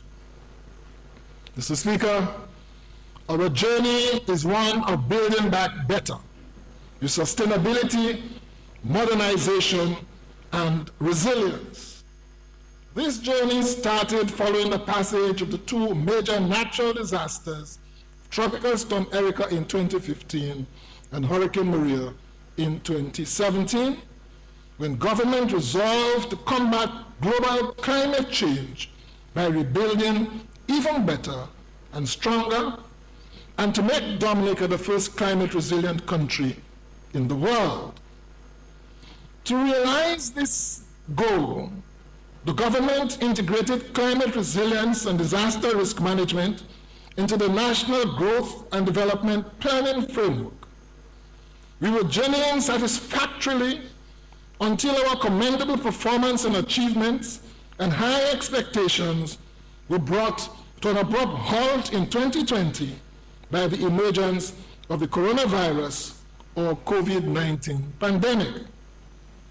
Focus and resources had to be diverted urgently to address the unprecedented and fluid challenges of this new health crisis. What we had hoped to achieve has been derailed in many ways by the COVID-19 pandemic, and government revenues have taken a hard blow. The Honorable Prime Minister has therefore called for a national reset to put Dominica safely back on a road of sustained progress and prosperity. We are all well known to persevere in the face of adversity, and I am quite confident that we can achieve the national reset agenda in the post-COVID era, including the goal of boosting agriculture to contribute some $700 million to our GDP by 2030, which would be a 100% increase in our present output. To achieve this, however, we would need to take full ownership of this new opportunity and commit to work even harder and smarter with the required energy, purpose, and commitment. The civil service, indeed the entire public sector, which is the machinery through which government policies and programs are advanced and implemented, is essential to making a success of this reset. As a result, there would have to be a new approach in the civil service. Statutory corporations, quasi-government organizations, financial institutions, and government contractors, all committing to this new paradigm that is never leaving for tomorrow that which can be done successfully and efficiently today. The same must also apply to the private sector. We must be willing to work assiduously together, including in this Parliament, for the common good of the people of this, our country. Finally, Mr. Speaker, the series of plans, programs, and policies that have been articulated and implemented by the government in recent years clearly indicate that government took on board the lessons learned from the experiences of those three major crises highlighted in this message and the opportunities to be derived from them. Additionally, prospects for the post-COVID era hold much promise for achieving sustainable development and significant progress in advancing the international airport and geothermal electricity development projects, which are pillars in our quest towards the achieving of resilience as a nation. The road ahead is going to be challenging, but we have shown in the past that we are capable of rising to the challenge after all. So let us embrace each other as fellow Dominicans and work together for the benefit, the transformation, and further development of our country. We have done amazingly well in navigating the turbulent times. Let us count our many blessings and give glory to God. God bless you, and may God bless the Commonwealth of Dominica. I thank you all for the courtesy of your attention. I thank you.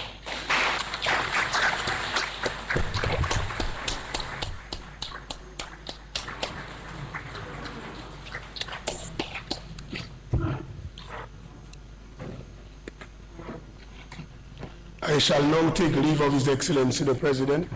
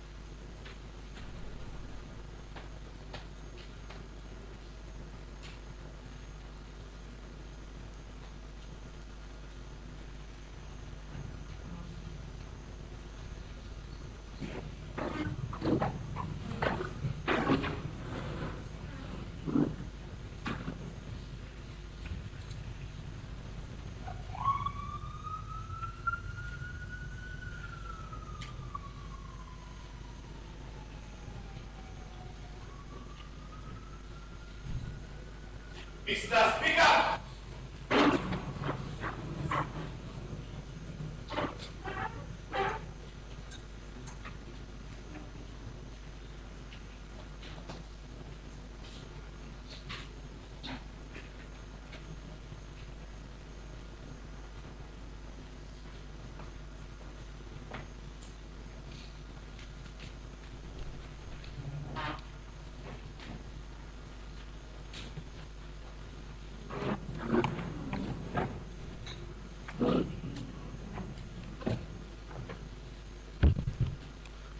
House resumes.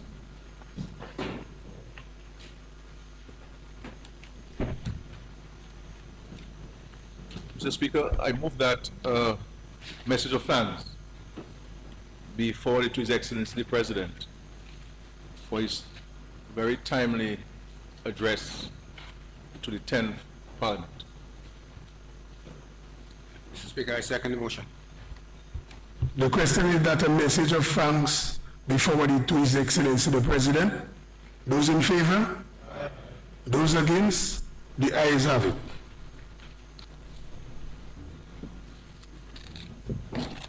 Obituary and congratulatory remarks. Yes. Mr. Speaker, I rise for a very quick minute to extend to the family of late Irvin Shillingford our sincere condolences on his passing. Mr. Shillingford, as we all know, was a prominent sportsman in our country who represented Dominica on the West Indies cricket team as the first Dominican who would have served on the West Indies cricket team, and really opened doors for many small islanders, including another Dominican, to make the West Indies cricket team. And so we, as a government, recognize his contribution to Dominica. We've made a derogation to an existing policy on who accorded the privilege of receiving an official funeral. And we have taken a decision to bestow on Mr. Shillingford, Mrs. Rains, an official funeral. And so we mourn his death, and I think the entire sporting and cricketing world would have certainly mourning his death. I also want to extend condolences to so many families who have lost loved ones this year. But I want to seek the indulgence of the Parliament to allow me to extend condolences to the family of the late Linda Jar, who hails from Penn, a very sincere supporter of mine for so many years. You know, a source of tremendous strength and support. And so I also mourn her death, and I want to extend to our entire family in Penn my sincere condolences. Mr. Speaker, while on my feet, I also want to extend congratulations to all members of this House who were sworn in today, who took the oath today, and to say to them that this must be about service to the people who we serve, who we represent. And I want to, while I'm at this, to extend my own gratitude to, first of all, the Lord, my family, and very importantly to the residents and voters of the Bakers constituency, who have demonstrated and bestowed their confidence and trust in me to the Member of Parliament. Because in all of the positions I hold, Mr. Speaker, all of the positions I hold, the position of parliamentary rep is the most important thing. Because if it's not for them, I will not be here. And so I want to extend and express my sincere thanks to them for the level of support that they've shown to me. And whenever there's elections, then there is certainly the demonstration of that support. And so I want to say to us in Parliament, we're here to do the people's business. and we must do so diligently, respectfully, and with humility. Humility, I believe, Mr. Speaker, is a commodity that you cannot buy from the shelves. You cannot shop online for it, but we have to, as a people, maintain the level of humility that's required in the position that we hold. And we must also have a profound sense of empathy, putting ourselves in people's shoes and finding solutions to the challenges which they face. That, I believe, is our ultimate responsibility, carrying out our biblical and Christian mandate to look after especially those in vulnerable circumstances. And so as we're here in this first sitting, let us renew our commitment to these ideals and to ensure that we can do the best that we can with the resources that we have. And then we go to the Lord in prayer and supplication for those things which we can't do by ourselves. Thank you, Mr. Speaker.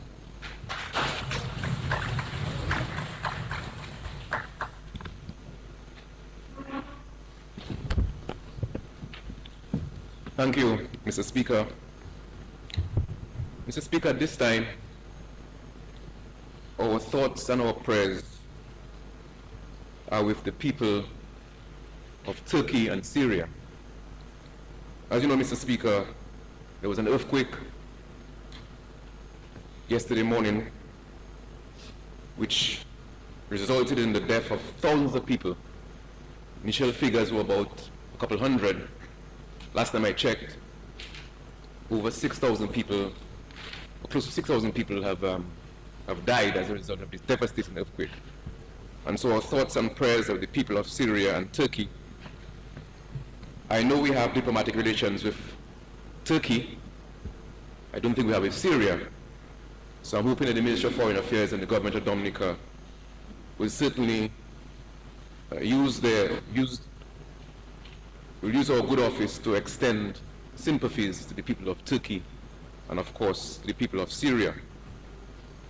Mr. Speaker, we are a country of limited financial resources, but I believe now in this time of need, when the international community is rallying around the people of Syria and Turkey in terms of offering assistance, I believe, Mr. Speaker, that we can see what we can do to make our contribution and join the world community of nations in providing whatever support we can to the people of Turkey and Syria at this critical time.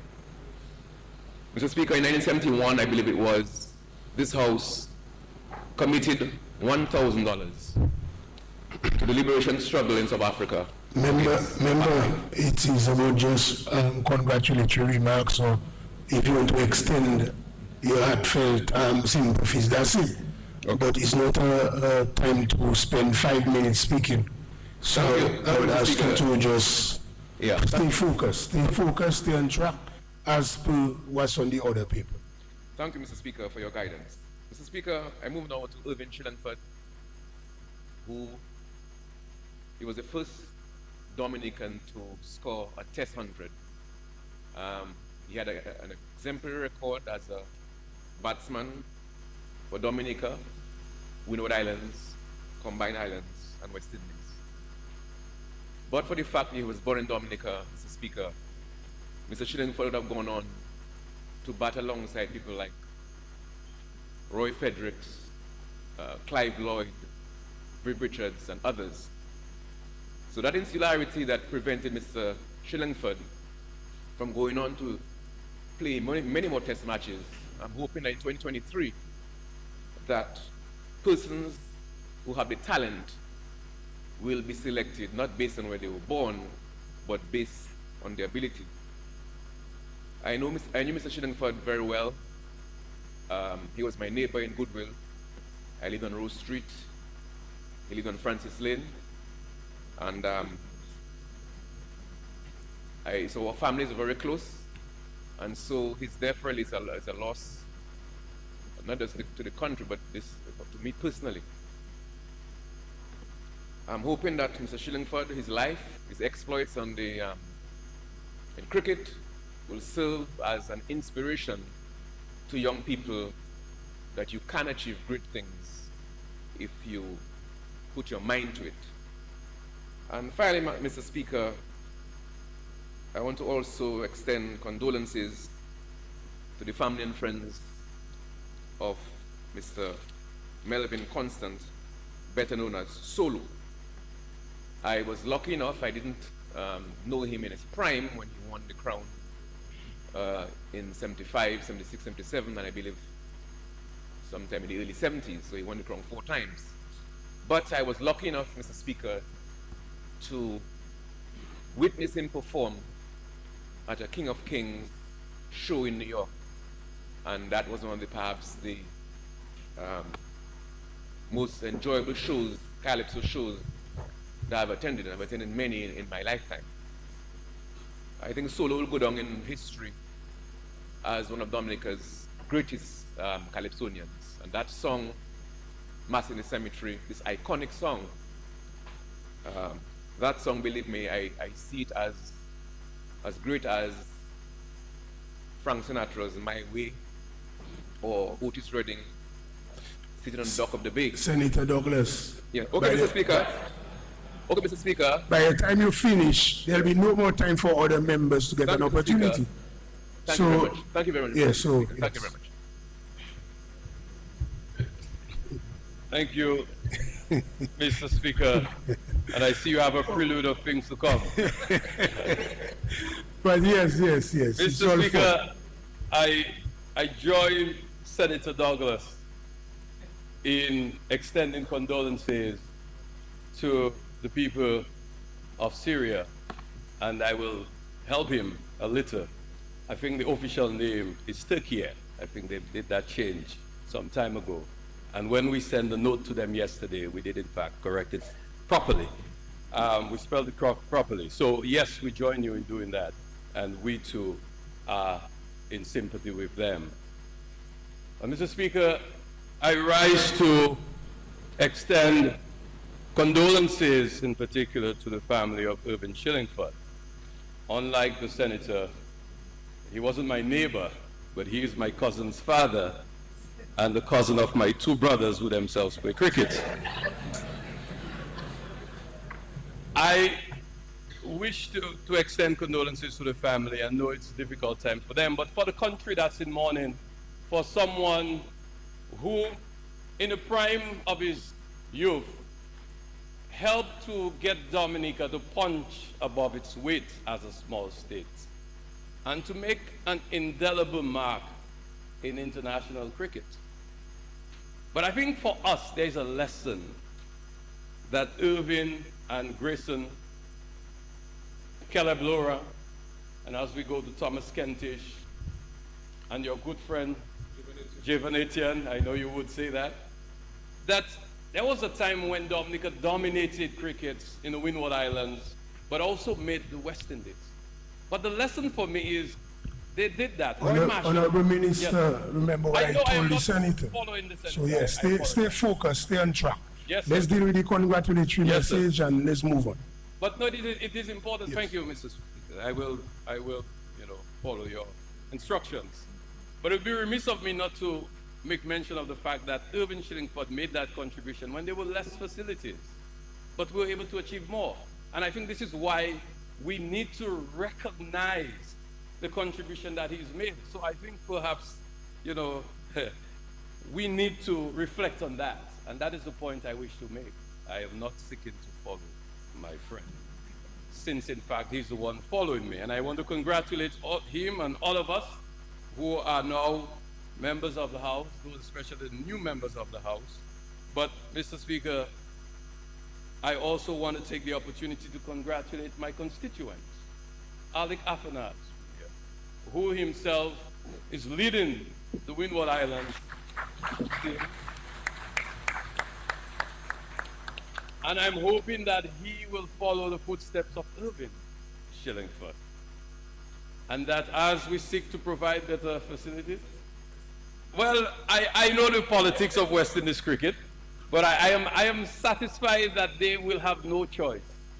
They will have no choice because it will be such a grave injustice that they must get all the governors on that team. And I want to take the opportunity to congratulate him and to thank all of those who have contributed to that.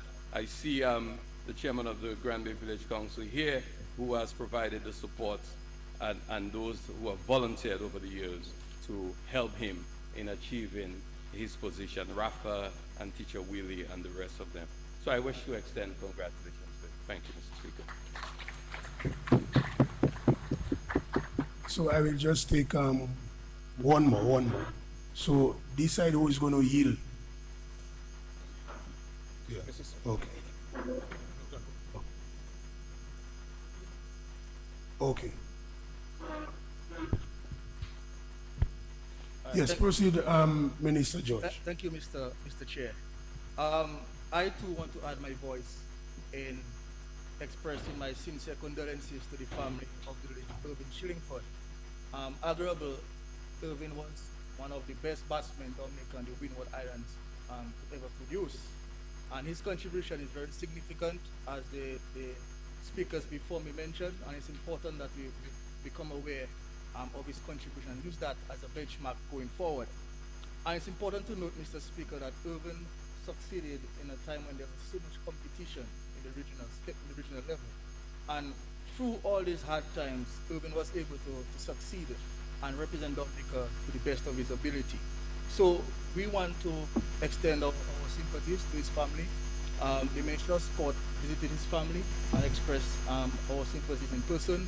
I also want to ask that all Dominicans keep the family in their prayers and in their thoughts going forward. Thank you, Mr. Speaker. Yeah, we'll just take one, Honorable Prime Minister, just one more, because I know Honorable Minister there, Blanchard, wanted to say something, but very short.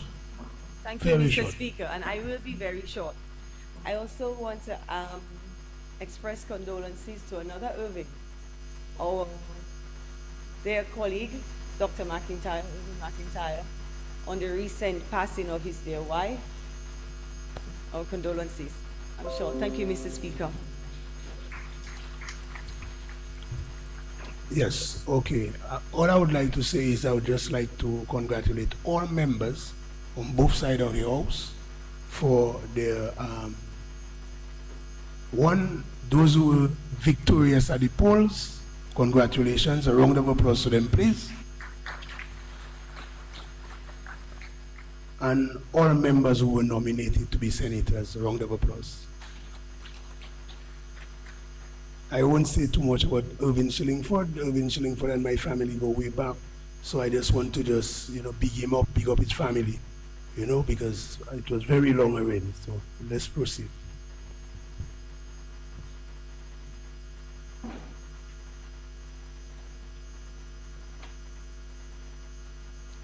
Confirmation of minutes of meeting of Tuesday 26th and Wednesday 27th, Thursday 28th, Friday 29th July, and Tuesday 2nd and Monday 22nd August 2022.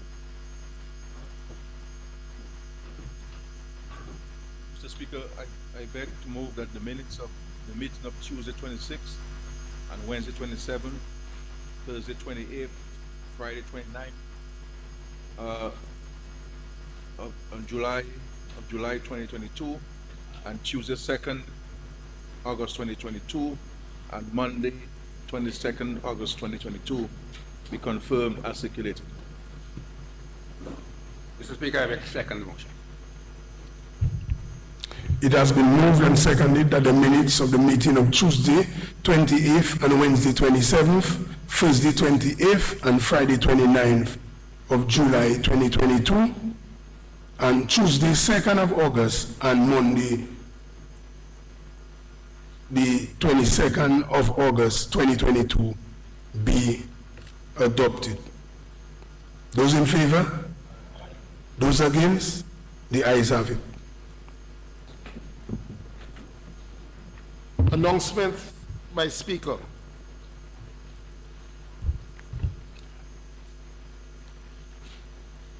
No major announcement. It's just that I just wanted to point out one thing. We recognize that although the ministers, Prime Minister, opposition leader and ministers of government took the oath of office as ministers. They came to parliament and they took the oath again, but that's different. So when they took the oath, the first time with the president, they took the oath to be a member of the executive branch. When all the members took the oath this morning, including myself and the deputy speaker, at the time of taking the oath, 1 second after, we became members, formal members, operational members of the legislature. And therefore, any questions or any major work of trying to do work before becoming a member would be out of order. I just wanted to guide the House about this. Just guide the House about this. That's the only announcement.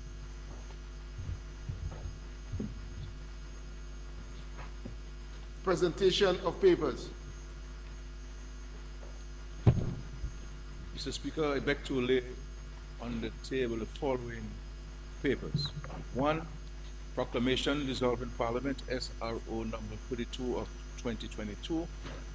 And 2, Proclamation reconvening Parliament, SRO number 1 of 2023.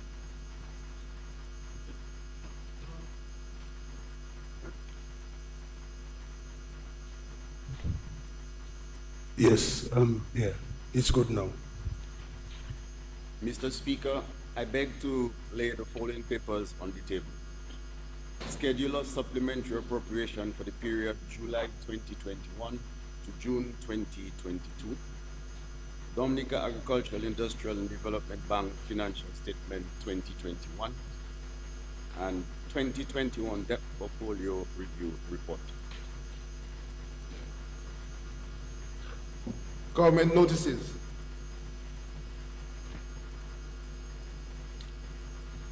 Mr. Speaker, I beg to give notice that at a later stage of the proceedings, I will be moving the motion supplementary estimates of expenditure for the financial year ending 30th of June 2022, and will be taking all 3 stages of the bills shortly entitled Value Added Tax Amendment Act 2023 and Pensions Amendment Act 2023, standing in my name on the order paper. Mr. Speaker, I beg to give notice that at a later stage of the proceedings, I will be taking all 3 stages of the bill shortly entitled by Resolution Amendment Act of 2023, standing in my name on the paper.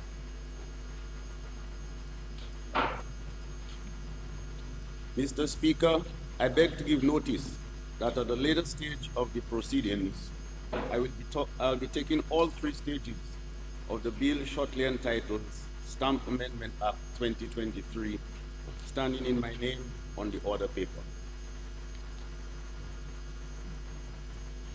Mr. Speaker, I beg to give notice that at a later stage of the proceedings, I will be taking all stages of the bills shortly entitled Highway Maintenance Levy Repeal Act of 2023 and Vehicles and Road Traffic Amendment Act 2023, standing in my name on the order paper. Mr. Speaker, I beg to give notice that at a later stage of the proceedings, I will be taking all 3 stages of the bills shortly entitled International Maritime Act 2023 and Civil Aviation Amendment Act 2023, standing in my name on the order paper. Statement by Minister. Mr. Speaker, I rise to issue a very short statement on electoral modernization. As I understand, there are some 15 people outside wanting to hear about electoral modernization.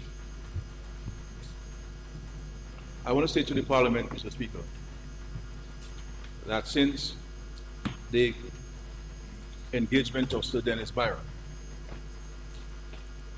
and his submission of his first draft report, which was submitted in December, I have met with Sir Dennis for this year on 2 occasions to discuss his recommendations in the draft report.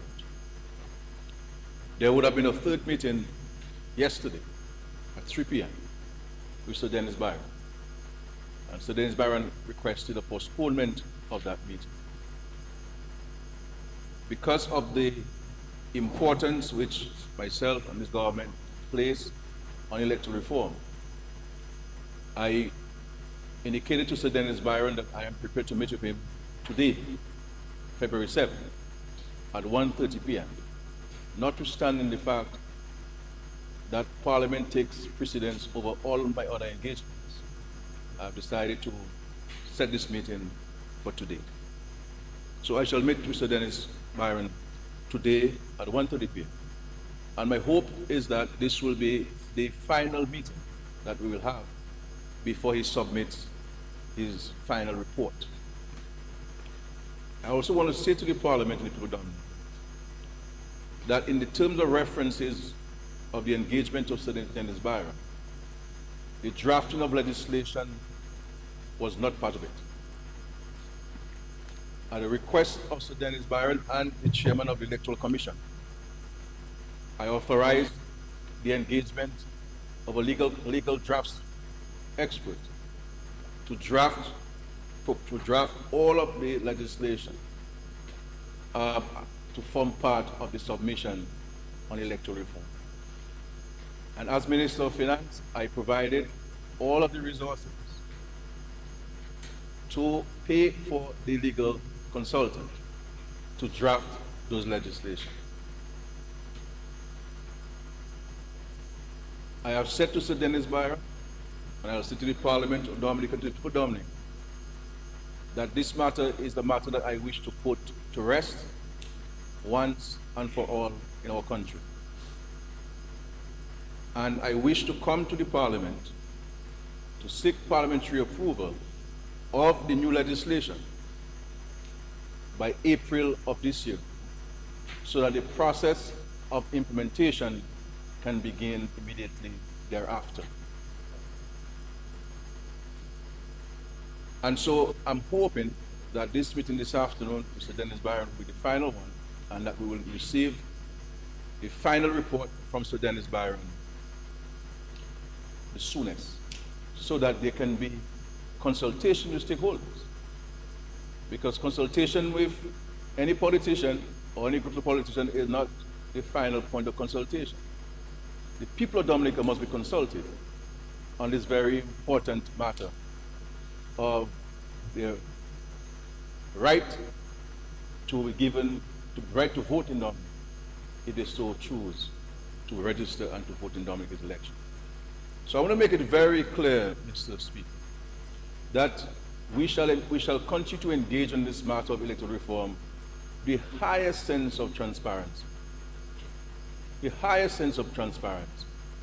We have absolutely nothing to hide or to be afraid of with this process. Because the records will show that this is the only political party in our country's history that has taken the responsible approach of engaging with the modernization of our electoral processes in Dominica. But I will say this also, that every election that we've had in Dominica, prior to and post our independence, were all free and fair. And everyone accepted those results. But there has been a culture in our country to give the impression to the international community that our elections are not free and fair. We're all here today, Mr. Speaker, because a process under the Constitution and appropriate laws of Dominica will recognize, and people demonstrated their franchise and the constitutional right to vote in our elections. This is why we have 21 elected members of Parliament sitting with us. And this is why we have 9 nominated persons, senators, sitting in the Parliament today. And everyone who wanted to vote and who was on the voters list was never hindered from being open voting. And all the independent observers who came to observe our elections declared that they were free and fair elections in Dominica. And I will go back to 2019, that even in 2019 election, when there were even external involvement in our elections by the OAS and others, with the Secretary General of the OAS itself declared in 2019 that there were free and fair elections in Dominica. And in this election, Mr. Speaker, you know who the first who congratulated me as Prime Minister? The Secretary General of the OAS.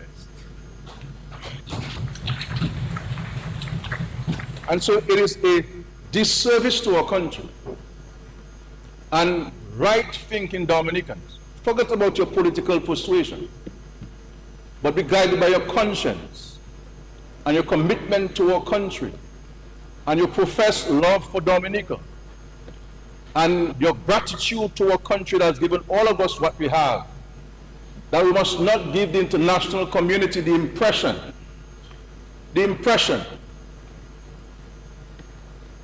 that the conduct of our business in Dominica is not done in a transparent and honorable way. It's not good for us. This is not politics. This has been anti-Dominica. And so let us engage ourselves in a serious, mature manner. If we say we truly want the electoral modernization, let us engage ourselves in a serious, mature, transparent manner, and let us bring this matter of electoral modernization to a successful and transparent end. I give the people of this country and this parliament the most sincere assurances that this matter of electoral reform in Dominica, electoral modernization in Dominica, will continue to be conducted in a transparent manner. And that demonstration is recognized by the engagement of one of the most prominent legal luminaries in our Caribbean, Sir Dennis Byron, to assist us in examining in a dispassionate, objective manner our electoral systems and to see what we can do to engage this. And I will say to the public and the Parliament again that in furtherance of his work as Prime Minister of this country, I wrote to the Secretary General of the Commonwealth and the Secretary General of the Organization of American States, soliciting their expert guidance and human resources to assist us in even reviewing that which Sir Dennis Byron would have submitted to us and to ensure that it meets international best practices based on their own knowledge of electoral laws and electoral processes. And my final point to us, the issue of citizenship of our country and the issue of the rights and privileges of citizens of Dominica, and the fact that many people died to ensure that we have this franchise to vote, a very important and solemn right. And in many countries in the world today, there are many citizens who do not have that right to vote. It is important for us to set aside narrow partisanship and recognize our greater duty and obligation to the people of this country, and to ensure that in the process of electoral modernization, that no Dominican is denied the opportunity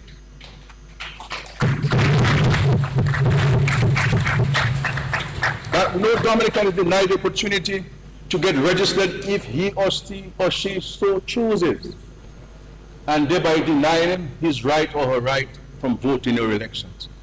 I want to say to us in Dominica that if we allow this to happen, history will not be kind to us.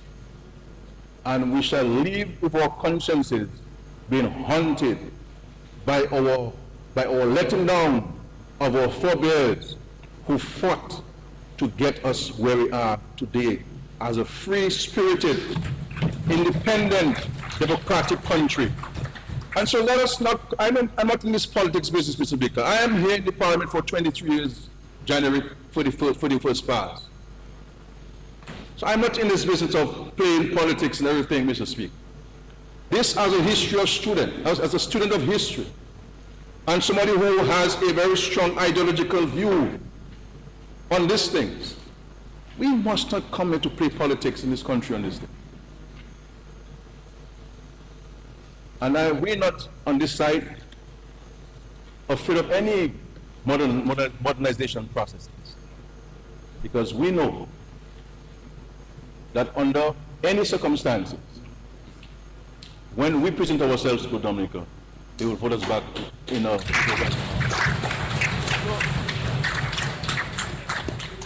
And truth be told, I would like to see this process come to an end at the earliest time. And I'm hoping that we can come to Parliament just for one matter. We'll convene Parliament, Mr. Speaker, just for one matter. And if that day can be a Saturday or Sunday, then let it be. Just to pass the legislation dealing with electoral reform. So I'm saying to all those listening to me that if you're serious about electoral reform, let it happen. But I will say this to those who do not want it to happen, that you can jump high, jump low. There will be electoral modernization in Dominica. Because there are some who say they want it, but do not want it.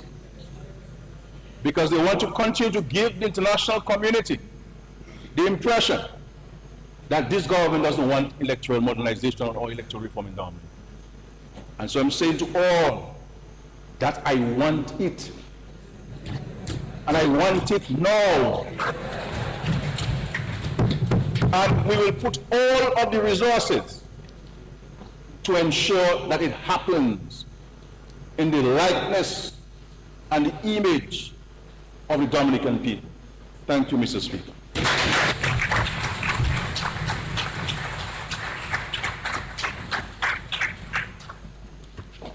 Introduction of... Mr. Speaker, as I said, I have a 1:40 meeting. And I'm moving to suspend the House until 3 p.m. this afternoon. Thank you. I beg to second, Speaker. It has been moved and seconded that the House be suspended until 3 p.m. this afternoon. Those in favor? Those against? The ayes have it. House stands suspended until 3 p.m. this afternoon. Mr. Speaker.